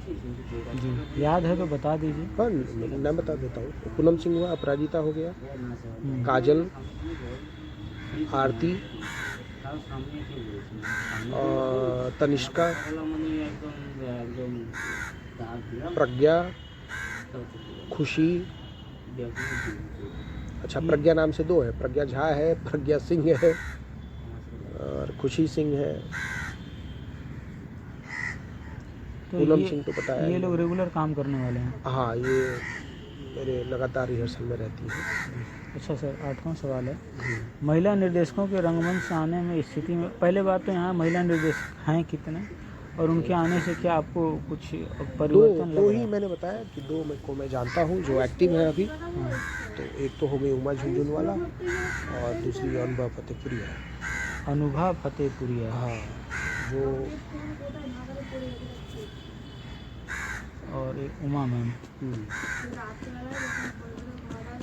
और मेरा यह मानना है, इन दोनों का मैंने काम जो देखा है या अन्य जगह पर भी, कि स्त्री निर्देशिका अगर कोई काम कर रही है नाटक में, या तो वो चाहे जो भी करे उसमें स्त्री पक्ष तो, स्त्री से जुड़ी जो समस्याएं हैं या स्त्री के साथ जो समाज की चालाकियां हैं वो ज़रूर उसमें बहुत ही संजीदे ढंग से प्रकट होता है। समाज ने स्त्रियों के साथ बहुत सी चालाकियाँ की, बहुत सी बदसलूकियाँ की हैं। तमाम उनके लिए जो नियम बनाकर उनको बांधा है, उनके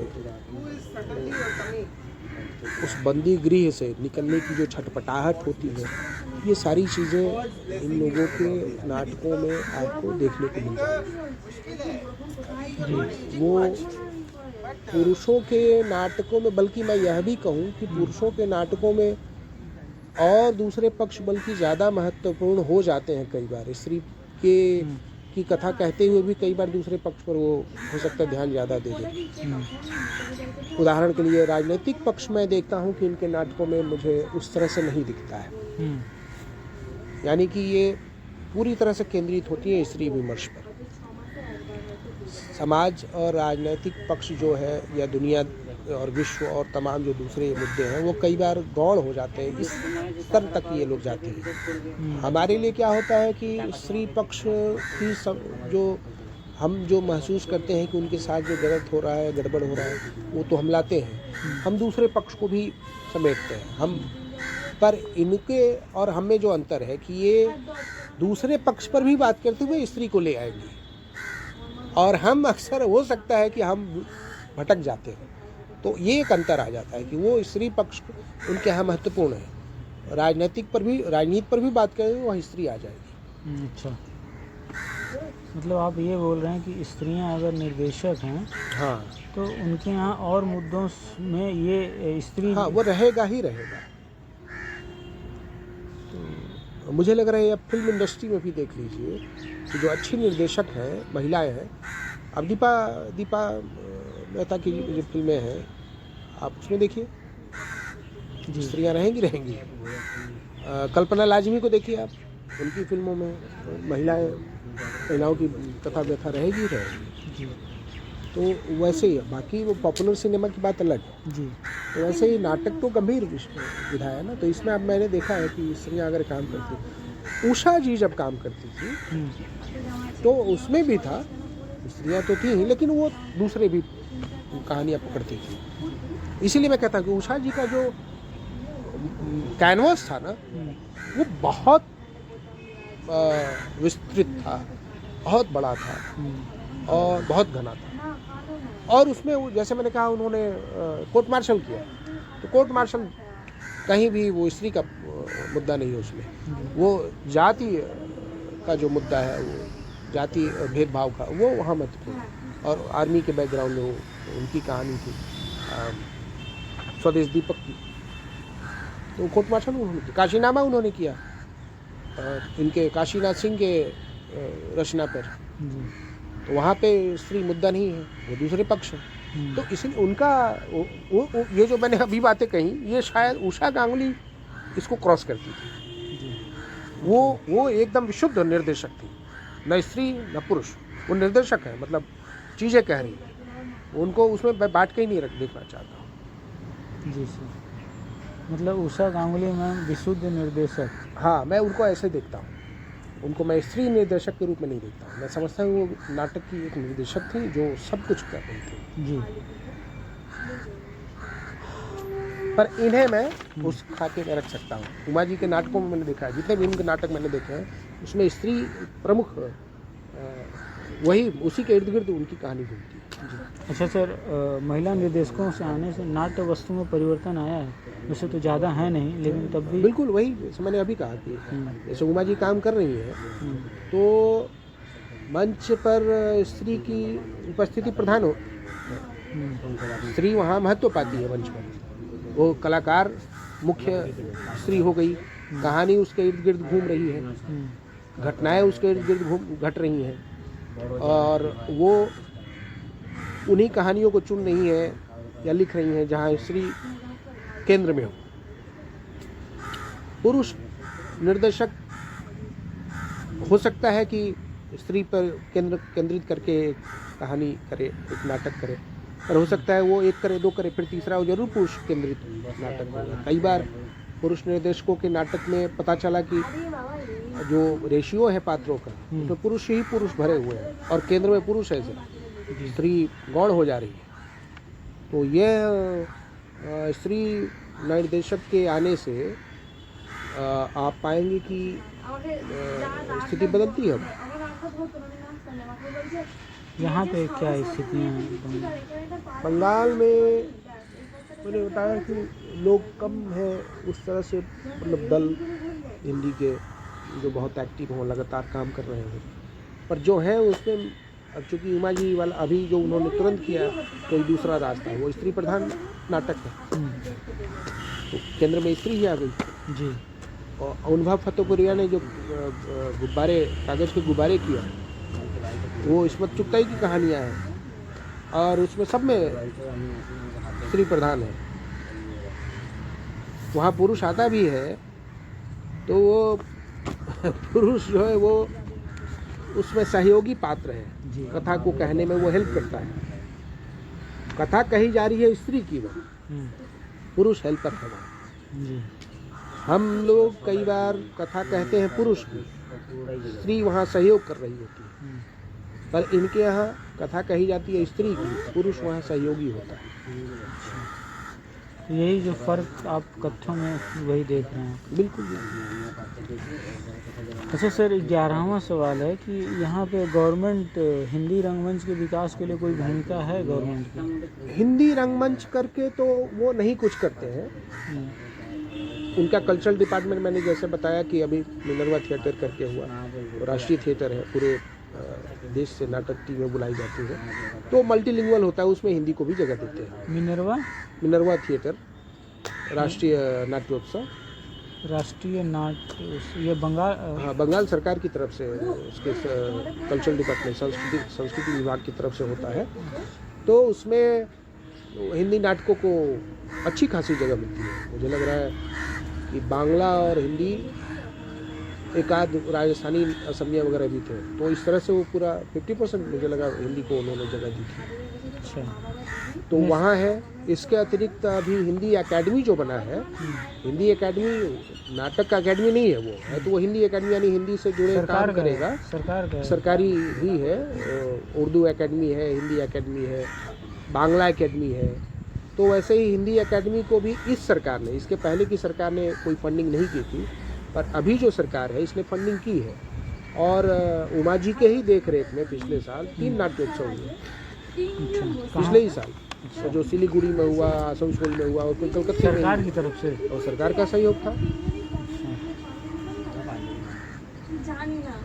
मतलब सरकार ने ही फंडिंग की, हिंदी एकेडमी का पैसा था। ओके। हाँ, उमा मैम की देख रेख में वो नाट्योत्सव हुआ। मतलब और कोई जैसे अलग से संस्थागत कोई फंडिंग आप जो संस्था बनाते हैं उसके लिए? अलग से और तो कोई फंडिंग यहाँ नहीं है। संस्थाएं अपना जब अलग से कुछ काम करती हैं तो अपने जुगाड़ती हैं, या तो सदस्यों के शुल्क होते हैं उससे काम चलाएं, या फिर किसी उदार किसी मतलब व्यक्ति जैसे से कि संपर्क हो जाए तो सेंट्रल गवर्नमेंट से जैसे रेपेटरी फंड मिलता है आपकी संस्था के लिए, फिर होता है कि गुरु और स्टूडेंट। हाँ वो होता है। मेरे ख्याल से उमा जी के को उपलब्ध है, पर वो ज़्यादा मैं सिर्फ अनुमान से कह रहा हूँ, मैंने सुना है। Central government. हाँ, मैंने उनसे पूछा नहीं। और कला जो संगीत कला अकादमी है सेंट्रल वाला जो है वो शायद इन्हें मिलता हो, आप इनसे पूछिएगा, ये बता देंगे। सेंट्रल ग्रांट और हमें नहीं मिलता। हमने अब तक कोशिश नहीं की है, लेकिन अब लगता है हमें कोशिश करनी होगी, और हमें कहा भी जा रहा है। मैं थोड़ा इसलिए बचता हूँ कई बार कि मैं पॉलिटिकली बातें रखता हूँ अपने नाटक में। पॉलिटिकल व्यंग से मैं कभी नहीं बचता, मैं तीखे बातें कह देता हूँ सत्ता के विरुद्ध। तो आप जब सरकारी फंड लेने लगेंगे तो आपके ऊपर वो रिस्ट्रिक्शंस भी लगने लगेंगे कि आप सरकार को दोष देना बंद कर दें, और मैं वो नहीं चाहता। तो अब तक हमने कोशिश नहीं की है, पर मेरे ऊपर कई बार दबाव आया है कि सब पाते हैं तो आप क्यों नहीं उसकी कोशिश कर रहे हैं उसके लिए। और जाहिर सी बात है कि नाटकों का जो खर्च है जिस तरह से बढ़ रहा है तो समस्या होती है। मैंने अभी 3 तिलंगे की था पिछले साल, तो उसमें बहुत से ऐसी पंक्तियाँ थी जो सरकार के विरुद्ध थी जी। मेरी कविताएं सरकार के खिलाफ होती हैं। मतलब स्टेट गवर्नमेंट की, सेंट्रल गवर्नमेंट की, ओवरऑल मूलतः सत्ता के विरुद्ध। पर इस सरकार की बात अगर करें जो दिल्ली में है तो उससे तो बिल्कुल ही मैं खपा रहता हूँ। अच्छा, लेकिन जब हम कविता में बात कहते हैं या कहानी में तो हम पर्टिकुलर पार्टी का नाम नहीं लेते हैं, हम सत्ता के विरुद्ध बात कहते हैं। तो वो जो वह सत्ता में है वो उसके खिलाफ बातें करते हैं। पर जैसे मान लीजिए पिछले नाटक में मेरा एक लाइन था कि आजकल तो मतलब जितना बड़ा जेब उसके सेठ का, उसमें उतने MLA और MP, और किसी के जेब में तो CM और PM। अब ये कह के मैंने तुरंत वहाँ कट से डायरेक्टर आ जाता है स्टेज पे, अरे क्या कर रहे हो यार, तुम लोग पिटवा दोगे, ऐसे करके बोलता। तो वो लाइन एकदम नाटक में ही मैंने निर्देशक क्रिएट किया था। तो निर्देशक बार बार आता है स्टेज पे, बोलता है यार मुझे तुम लोग पिटवा दोगे, ऐसे मत बोलो, अपने कैरेक्टर में रहो, कैरेक्टर की बात करो। तो फिर वो बैक करते हैं, हाँ कहाँ थे हम लोग। फिर वो वहाँ से शुरू करते हैं, और फिर बोलते बोलते किसी डायलॉग पे ऐसे आते हैं जहाँ वो भटक जाते हैं और बोलते हैं हाँ वो बोलता है जैसे महंगाई की बात मत करना, तुम्हें पता नहीं इस देश में दूध दही की नदियाँ बहती थी। तो वो कलाकार बोलता है किसके लिए। फिर बोलता है आज फिर से बहने लगी दूध दही की नदियाँ। बोलता है किसके लिए। बोलता है प्रश्न मत करो, बस वो दूध दही पीते जाओ, खाते जाओ। तो वो फिर जहाँ ऐसे करता है वो निर्देशक आके बोलता है भाई मेरे कैरेक्टर में रहो, कहाँ तुम लोग बहकते हो। तो इस तरह से करके वो चीज़ें आती हैं।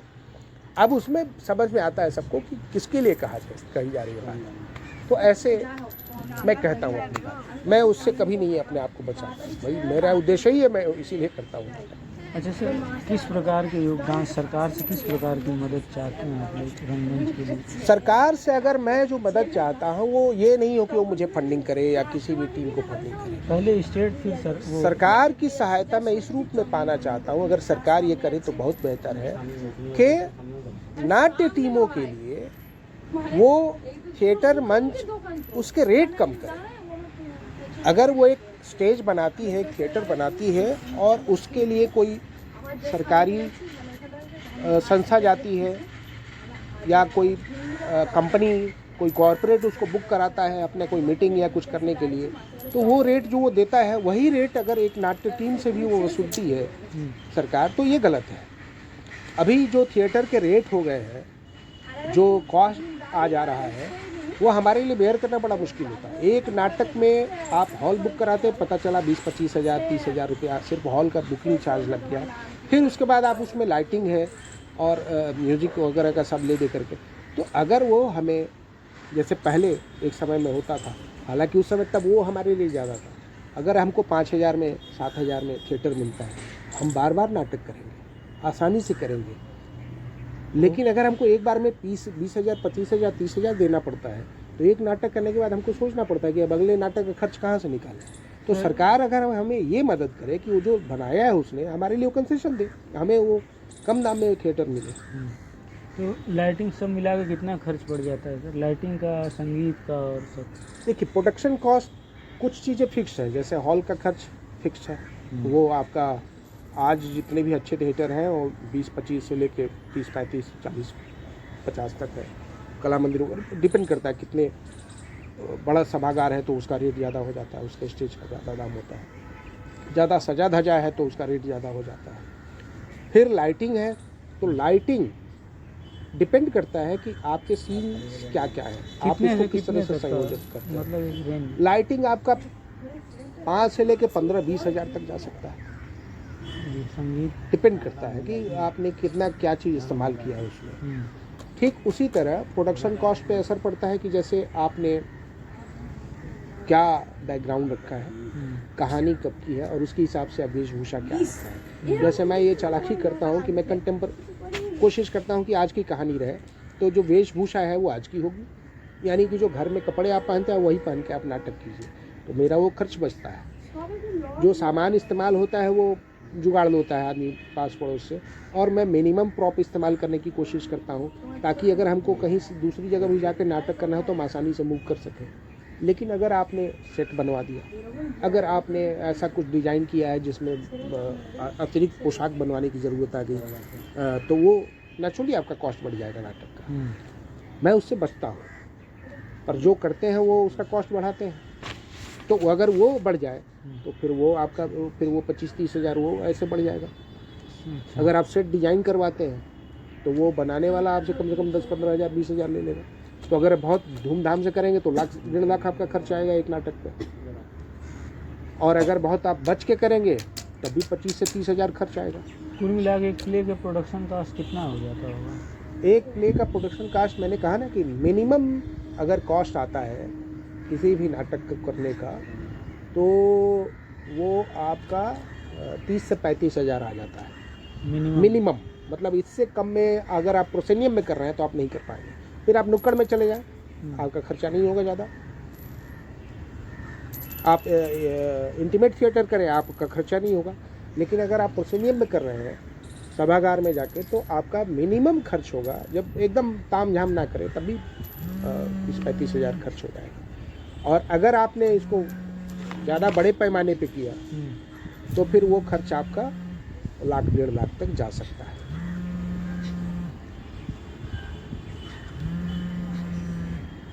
तो हम तो भाई वो 30-35 वाले में जाते हैं, हम 1-1.5 लाख वाले में नहीं जाते। ये तो एक मंच का दाम, क्या मंच है यहाँ पे प्रॉपर? मतलब बिल्कुल है, बिल्कुल नाटक प्रस्तुति के लिए मंच हॉल हैं अच्छे खासे हैं। आपका वो सरकारी ही कई बड़े अच्छे मंच है यहाँ, और सरकारी ही ज़्यादा है। प्राइवेट तो कला मंदिर एक है जो बहुत अच्छा सभागार है। अच्छा। और लेकिन बाकी सरकारी में अगर देखूं तो मैं शिशिर मंच है, रविंद्र सदन है। एक मिनट, सरकारी? हाँ, ये सब सरकारी है। सरकारी में है आपका शिशिर मंच,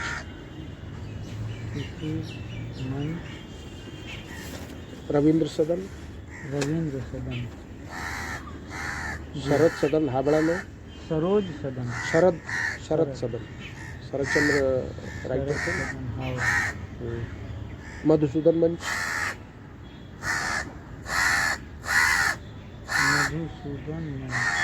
गिरीश मंच, गिरीश चंद्र रस्तोगी हैं, बहुत बड़े नाटककार गिरीश चंद्र जी। गिरीश मंच हो गया, मधुसूदन मंच हो गया, और भी है। मतलब थोड़ा सा साइड में जाने। प्राइवेट में एक ही प्राइवेट में कला मंदिर है, वो प्राइवेट का है। उसमें 2 हैं, एक छोटा हॉल भी है, उसको कला मंदिर कहते हैं। कला मंदिर और क्या नाम है उसका छोटा वाले का, कला मंदिर, कला केंद्र, मतलब ऐसे ही 2 नाम है, एक छोटा है और एक बड़ा है। कला मंदिर ही वो लोग जानते हैं, बाहर से वो कला मंदिर ही वो छोटा नाम कहीं लिखते नहीं है वो लोग, इसलिए वो याद नहीं मतलब हाल की समस्या कलकत्ता में नहीं है। रहता। नहीं, हॉल की समस्या उस तरह से नहीं हो है, मतलब आप नाटक करना चाहें तो आपको हॉल मिलते रहेंगे। और मैं कई नाम भूल रहा हूँ, जैसे उधर काली घाट की तरफ है, मतलब जोन वाइज बहुत से हैं, हम जिधर ज़्यादा करते हैं आते जाते तो वो याद रहता है ना, बहुत से नाम याद नहीं कितने रहते। होंगे, 10-12? इसके अलावा इसके जो मैं अलावा बता रहा हूँ, 5 इसके अलावा कम से कम हाँ 8-10 तो होंगे ही है।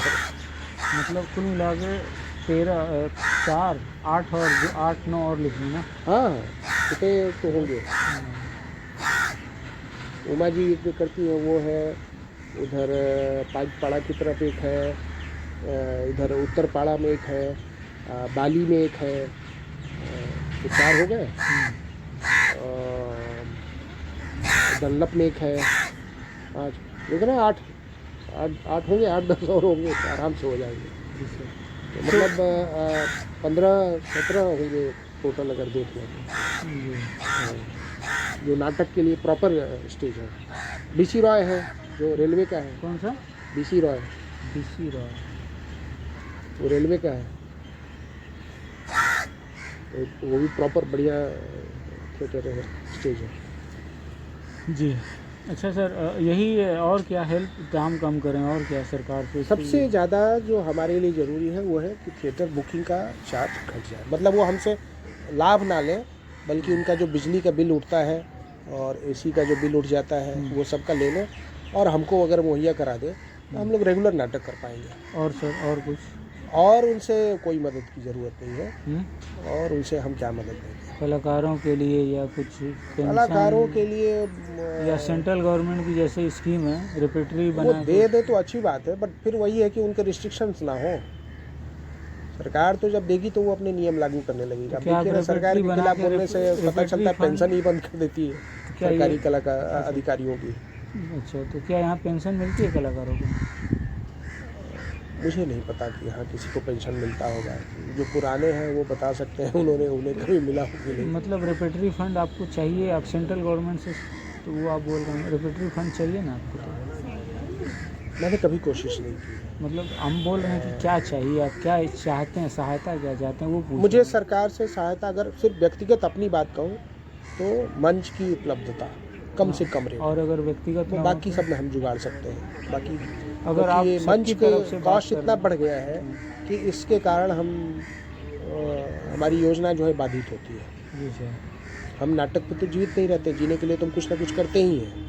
तो इसलिए हमारे लिए महत्वपूर्ण बस ये है कि हमें मंच थोड़ा कम रेट में मिले, और अभी हर जगह रेट बढ़ा हुआ है। कलकत्ते में भी अभी सब जगह एक दिन बुक कराने जाइए तो वो जो बजट बनता है वो उससे सोचना पड़ता है। आप अगर साल में 5 नाटक करना चाहेंगे तो आप तुरंत मन आपका छोटा हो जाएगा, और आप सोचेंगे 2 ही करते हैं, ये हालत है। आप 10 करना चाहेंगे तो आप सोचेंगे 4 ही कर लें। सर अगर आप सबकी तरफ से बात कर रहे हैं अगर, और सबकी तरफ से बात कहेंगे तब तो मैं यही चाहूँगा कि सरकार कलाकारों को जो इस क्षेत्र में लगातार सक्रिय है और जो निर्देशक हैं उनको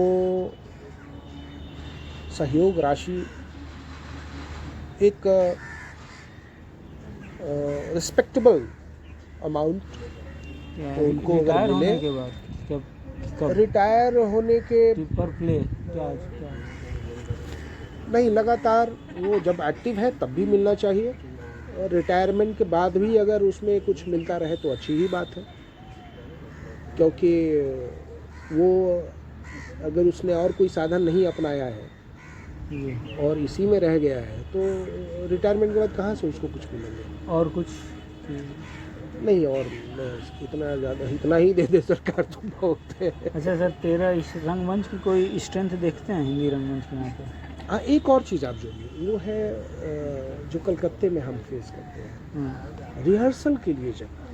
अच्छा। तो सबसे बड़ी समस्या हमारे लिए होती है कि ठीक है स्टेज मिल गया, हम वहाँ नाटक तो कर लेंगे, हम रिहर्सल कहाँ करेंगे? जगह नहीं है प्रॉपरली रिहर्सल के लिए स्पेस बहुत, मतलब मुझे तो यहाँ कहीं नहीं दिखा है। इस मामले में मैं पटना गया था तो मुझे बहुत अच्छा लगा। वहाँ पे क्या कि पटना में जो प्रेमचंद सभागार था, वहाँ पे मैंने देखा कि उस कैंपस में चारों मतलब एक तरफ कम से कम अगर मैं ठीक से याद कर रहा हूँ तो 3 या 4 ऊंचे स्टेज नुमा जगह बना के, मतलब जैसा एक स्टेज होता है वैसे स्टेज जैसी जगह बना के और उस पर कवरिंग दे के बस ऐसे ही फ्री छोड़ा हुआ था, ओपन। कहाँ पे, अंदर सर कि बाहर? जैसे मान लीजिए नहीं, कैंपस में, वो प्रेमचंद सभागार के कैंपस में, कैंपस के भीतर और मेन सभागार से बाहर, मतलब वहाँ जाने के लिए आपको, और वो कहा जाता है कि फ्री है, कोई भी टीम आके कभी भी वहाँ रिहर्सल कर सकती है। उसके लिए उनको कोई चार्ज नहीं देना है, उसके लिए कोई ताला चाबी का झमेला नहीं, वो आए वहाँ रिहर्सल किए और गए। मैंने यह व्यवस्था दूसरी जगह नहीं देखी है। मतलब हम कलकत्ते में मैंने जब शुरू किया था तो मैं अपने मकान के छत पर रिहर्सल करता था, अपने घर में रिहर्सल करता था। अब मैंने एक स्कूल में बात करके एक रूम अपने लिए अवेलेबल करवाया है, तो वहाँ रिहर्सल करते हैं। और एक यहाँ एक राजनीतिक व्यक्ति हैं, उनके पास एक बड़ा कह सकते हैं, उनके बर्फ़ फैक्ट्री है उनकी, और वहाँ पे एक फ्लोर उन्होंने बनवाया था जो शायद वो ऑफिस की तरह इस्तेमाल करना चाहते थे, फिर वो नहीं किया, तो वो खाली पड़ा हुआ है।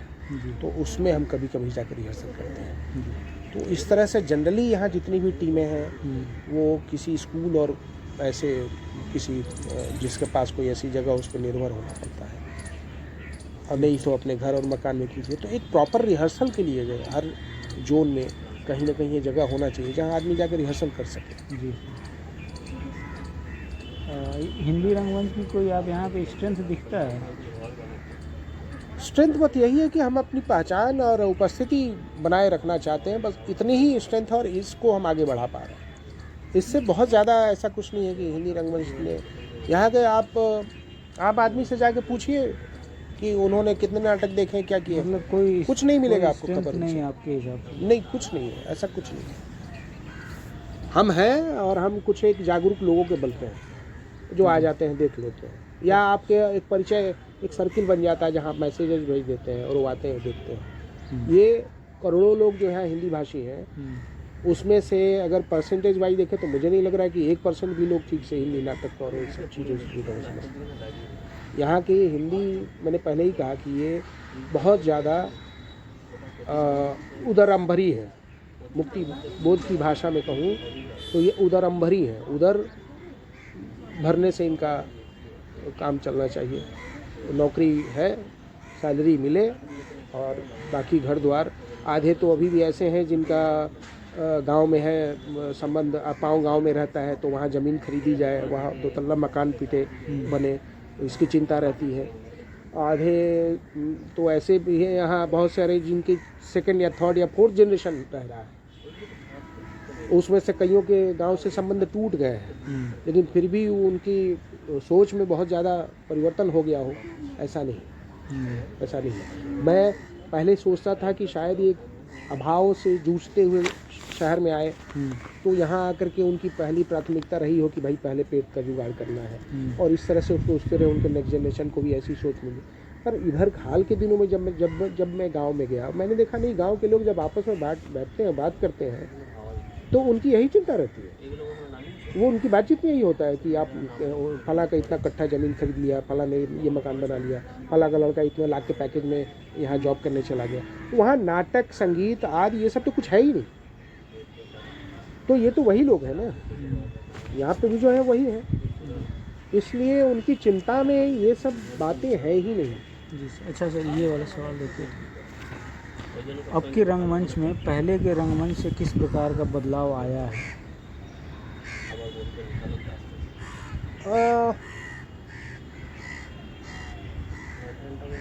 पहले के रंगमंच से अब सवाल है कि इन मुद्दों पे सर, तकनीकी पक्ष, लाइटिंग पक्ष, मंचन के क्षेत्र, प्रयोग के क्षेत्र, संवेदना प्रदर्शन। इसमें मैं पहले तो एक बात कह दूं कि मेरा अनुभव ज़्यादातर कलकत्ते के जो मैंने मंचन देखे हैं और जो मेरा खुद का है उसके आधार पर ही बात कहूँगा जी सर। या बाहर भी कभी कभार जो जाके देखा है, तो इधर के बीच में मैंने देखा, पहले वाला मैंने देखा नहीं है तो मैं कंपेयर नहीं कर पाऊँगा। पर मैं यह ज़रूर जानता हूँ कि इस बीच में जो सुविधाएँ बढ़ी हैं, लाइटिंग की सुविधा बढ़ी है, अभी नए लाइट्स भी इस्तेमाल होने लगे हैं, और प्रयोग भी हो रहा है उसमें। मैंने अभी हाल जब आत्म कथा इनकी देखी थी, विनय शर्मा वाला जो नाटक देखा था, उन्होंने तो बल्कि प्रोजेक्टर का इस्तेमाल किया लाइट के तौर पे। मतलब प्रोजेक्टर को इस्तेमाल कर रहे हैं, बट वो इस तरह से कि वो नाटक का हिस्सा है और वो लाइट के तौर पे काम आ रहा है। वो दृश्य नहीं दिखा रहे हैं, पर वो दृश्य दिखा भी रहे हैं तो इस तरह से कि वो उनके नाटक में वो कुछ जोड़ रहा है। तो ये नई तकनीक मैंने देखा कि किस तरह से प्रोजेक्टर का, इसके पहले मैंने प्रोजेक्टर आ चुका था, पर लोग ज़्यादातर ये कर रहे थे कि किसी दृश्य को शूट कर लिया और कोई फ्लैशबैक में कुछ दिखाना है या कुछ ऐसा, तो वो एक स्टोरी दिखा रहे हैं रख करके। लेकिन मैंने वहाँ देखा पहली बार कि वो उसको उस वैसे नहीं दिखा रहे हैं। प्रोजेक्टर है, उसकी लाइट्स है, उसके कुछ दृश्य है, पर वो चूँकि एक साइकोलॉजिकल धारा पे कुछ कह रहे हैं, वो उसको कन्वे करने के लिए उसका इस्तेमाल कर रहे थे और बहुत वो अच्छा हो रहा था। ऐसे ही एक दृश्य में वो पूरा एकदम रात सा सृजित करते हैं जहाँ छोटे छोटे तारे दिख रहे हैं, ये लाइट के प्रयोग थे। तो लाइट्स में नो डाउट कि नए प्रयोग हो रहे हैं और अच्छा प्रयोग हो रहा है। वैसे ही कहानी कहने का जो ढंग है उसमें भी काफ़ी कुछ लोग, जैसे फिल्मों में एक लीनियर तरीका होता था पहले के समय में, और अभी आप देखिए कि ज़्यादातर लीनियर कटिंग नहीं रहती है। मतलब सर लीनियर कटिंग लीनियर में मतलब है कि पहले कहानी में आपको बच्चा पैदा हुआ, फिर थोड़ा बड़ा हुआ, उसके ऊपर कुछ आरोप लगे, फिर वो अचानक से झटके से पूरा बड़ा हुआ, उसी की कहानी चल रही है, फिर वो अपने एक उद्देश्य के साथ जी रहा है, तो उसने उद्देश्य हासिल कर लिया, ये ऐसे चल रहा है, ये लीनियर हो गया। लेकिन एक है कि वो कहानी शुरू ही हुई जहाँ वो बड़ा है, फिर वो फ्लैशबैक में गया जहाँ पता चला कि उसके साथ ऐसा हुआ था, फिर वो वापस प्रेजेंट में आया, फिर वो कुछ फ्यूचर का देख, मतलब कहानी जब वो बैकवर्ड फॉरवर्ड हो रही है लगातार, तो वो लीनियर नहीं रह गया है।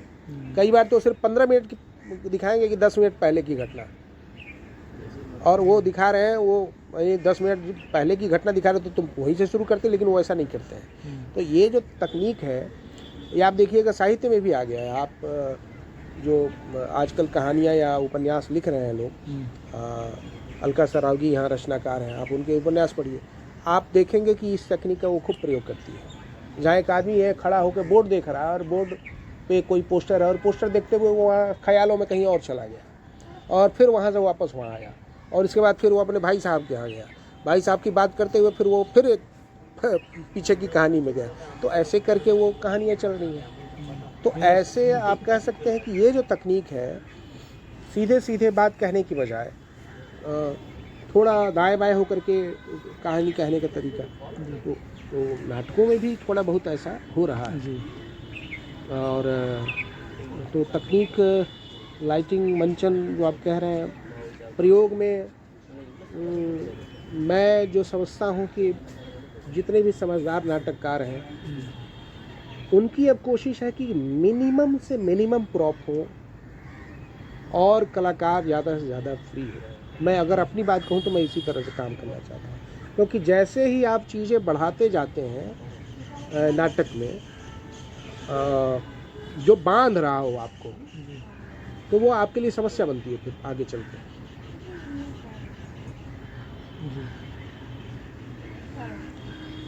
और संगीत के बारे में क्या बोलेंगे सर? संगीत मैंने शुरुआत जब की थी नाटकों की, तो मैं समझता था कि नाटक बिल्कुल यथार्थ जैसा जीवन हम जीते वैसे चले, और उसमें गीत संगीत आदि थोड़ा पीछे छूटता था। लेकिन उसके बाद धीरे धीरे मैंने महसूस किया कि नहीं, भारतीय जनमानस जो है वो संगीत प्रेमी है। संगीत, गीत आदि उसके सहयोगी रहे। यहाँ तक कि जो श्रमजीवी है यहाँ, मैं अगर अपनी गांव के अनुभव की बात करूं, तो महिलाएं अगर श्रम करती थी, जैसे धान कूटती थी या जात पीसती थी या धान रोपती थी या सोहनी होता था, ये सबके गीत थे। यानी उस समय वो कुछ गीत गाते हुए वो काम करती थी। श्रमजीवी गीत संगीत से अपने परिश्रम के बोझ को कम कर देता है, उस अनुभव को आसान कर देता है, हल्का कर लेता है। जब एक मजदूर ऊंचाई पर कोई ठेला चढ़ा रहा होता है तो वहाँ वो कुछ लय में, रिदम में कुछ कहना शुरू करता है, हई सा लल्ला लई, वो कुछ बोल के और कुछ करता है। ये जो रिदम मिलता है उसको बोलने से, कहने से, ये उसके उस चढ़ाव का जो थकान और जो कुछ होने वाला है वो उसको कम कर रहा है जी। तो गीत संगीत भी उस तरह से अगर आए तो ज़रूरी है, क्योंकि वो हिस्सा है और उसी तरह से आए जैसे उनके यहाँ शामिल है जी। बस रखने के लिए ना आ जाए तो वो, और मनोरंजन का भी हिस्सा है वो, हम उसको अवॉइड नहीं कर सकते। बॉलीवुड भी देखिए इसको खूब इस्तेमाल करता है और यही बाकी दुनिया की फिल्मों से हमें अलग भी करता है। हमारे नाटक में जो शुरू से रचे गए हैं वो संगीत, नृत्य और गीत उसका एक पक्ष है, तो मैं समझता हूँ ये होना चाहिए, रहना चाहिए। कलकत्ता में हो रहा है कि नहीं? कलकत्ता में कम देखा है, मतलब नाटकों में इस्तेमाल होता है, उमा जी करती हैं नाटकों में कहीं कहीं गीत का प्रयोग, और अनुभा जी भी ज़रूरत पड़ने पर कागज़ के गुब्बारे में मैंने देखा कि कहीं कहीं छोटे से गाने का एक हिस्सा डाल दिया उन्होंने। पूरी तरह से म्यूजिकल तो नहीं रहता है इनका कोई भी नाटक, वो कहीं कहीं छौंक की तरह आ जाता है। और मैं अगर अपनी बात कहूँ तो तेतरी मेरा पहला नाटक है जो, इसमें लगभग 11 गानों का प्रयोग हुआ। अच्छा। तो और वो लगभग 50 मिनट का नाटक है, तो आप समझ सकते हैं कि वहाँ संगीत कितना, और वो सारे गाने कलाकार खुद गाते हैं। मैंने कहीं ये नहीं किया कि रिकॉर्डिंग प्ले किया हो और वो उस पर लिपसिंग कर रहे हो या कुछ लाइव वो कलाकार खुद गा रहा है और अपना परफॉर्मेंस दे रहा है, और वो लोगों को ज़्यादा अच्छा लगता है। जी। तकनीकी संवेदना प्रदर्शन में तकनीकी का प्रयोग, संवेदना प्रदर्शन में तकनीक के प्रयोग बिल्कुल है कि आपको, मैं छोटी सी बात कहूँ कि एक किसी दृश्य में आप किसी के मनोव्यथा को प्रकट कर रहे हैं, मन की किसी, मन का कोई पीड़ा या कुछ ऐसा है जो कलाकार जो वो प्रदर्शित कर रहा है, वो दुखी है, वो अपने दुख को वो अपने चेहरे पे अपने हाव भाव से दिखा रहा है जी। तो ये ठीक है, अच्छा है। लेकिन अगर आप उसमें उसी समय उससे उसी फीलिंग वाली, उसी अनुभव वाले उसको ध्यान में रखें कि भाई इस समय ये दुख है, और उससे संबंधित कोई संगीत का टुकड़ा डाल देते हैं तो वो उसको इन्हांस कर देता है उस फीलिंग को, दर्शक उसको और बेहतर ढंग से उसको अनुभव करता है। फिर आप प्रकाश का रंग अगर वैसा ही भर देते हैं वहाँ तो वो और बढ़ता है। फिर अगर आप वहाँ परिवेश उस तरह का क्रिएट कर रहे हैं तो ये पूर्ण होता है। इसलिए तकनीक का तो मदद उसकी होती है, और वो अनुभव को, वो दर्शक के साथ जो एक साधारणीकरण होता है कि जो मंच पे हो रहा है वो दर्शक अनुभव करे, तो वो दर्शक की अनुभूति को बढ़ाता है तकनीक, बशर्ते कि उसका सही प्रयोग हो। आप कलकत्ता में हो रहा, आप देख रहे हैं? हाँ बिल्कुल होता है कलकत्ता में। संगीत थोड़ा सा मुझे लगता है कभी कभी पीछे छूटता है, पर आता है। उमा जी में मैंने देखा है आया है, उमा जी बाकायदा बहुत रिकॉर्ड वगैरह करवाती हैं, उनका अपना म्यूजिशियन भी है जी। मेरे में क्या है कि मैं ज़्यादातर अपना खुद क्रिएट करता हूँ। जैसे मैंने बताया कि मैं हिंदी कविताओं को भी जी। उमा विद्या प्रकाश जी के गीत को मैंने कंपोज किया है जी, चेरिया में प्रस्तुत किया है। चेतरी के लिए मैंने बाकायदा 2 अलग से गाने लिखे और उसको स्वरबद्ध भी किया जी। जैसे एक है उसमें, आप अगर बिहार वगैरह गए हो कभी, या आप कहाँ के हैं? मूलतः प्रयाग के। तो वहाँ पूर्वी गाने का एक तरीका है, प्रचलन है। तो एक गीत उसी धुन को ध्यान में रख के मैंने उसको कंपोज किया। ससुरा में जगह नइखे, नैहर में आसरा नहीं थे, ऐसे मतलब बोल थोड़ा मैं भूल रहा हूँ। भाई भौजाई न चिन्हे, देवर देवरानी न जाने, रे विधना हमके होई, तू ही बता रे विधना हमके होई, हमके होई, हमके होई। 60 बरिस बितवनी, नेह धर्म निभवनी, कुल के। अब इसमें क्या होता है, जो शुद्ध पूर्वी है वो थोड़ा और कलात्मक हो जाएगा। कुल के सुख के खातिर सब तीज व्रतिया कैनी, तो जो क्लासिकल होगा वो ऐसे हो जाए, 60 बरिस 60 बरिस 60 बरिस, वो इसको तेराएंगे एंड देन फिर सम पे आएंगे। लेकिन मैं इतना नहीं करता हूँ क्योंकि वो कलाकार गा रहे हैं, वो उतने दक्ष नहीं है, तो उनको ऐसे सिंपल रखता हूँ। तो वो नेह धर्म निभवनी यहाँ आ गया। उसके बाद रंगवा बाए के तबहू, रंगवा बाए के तबहू, हम भाई निगंदा हे विधना हमके। अब वो स्त्री का प्रश्न बन जाता है कि मैं हूँ कौन। वैसे एक दूसरा लिखा उसी से, चेन्नई मुंबई दिल्ली जा, चाहे जा कलकत्ता, औरतन के दुनिया में एके गो बा कथवा, हमके हाई, हमके हाई, ऐसे करके ये पूरा गीत। और वो दर्शक वहाँ फील करता है, मतलब वो कहानी को कह रहे हैं, और उस कहानी में जब ये हिस्सा आता है तो उसको और भी अच्छे ढंग से कह देता है। तो है ऐसे प्रयोग। मुझे लगता है कि भारतीय जनमानस की जो रुचि है उसको ध्यान में रख के अगर मैं कहूँ तो ये होना चाहिए, और ये हेल्प करता है उसके अनुभव को बढ़ाने में। सर आपका बहुत बहुत आभार कि आपने इतना महत्वपूर्ण समय दिया और कलकत्ता में हिंदी रंगमंच की वस्तु स्थिति से बहुत अच्छी तरीके से अवगत कराया। अभी हम बात कर रहे थे कलकत्ता के जाने माने हिंदी रंगमंच के रंगकर्मी और निर्देशक रितेश कुमार सर से। सर थैंक यू सर, बहुत बहुत आभार। नमस्ते सर। अब इसमें आप एडिट कर लीजिए क्योंकि बहुत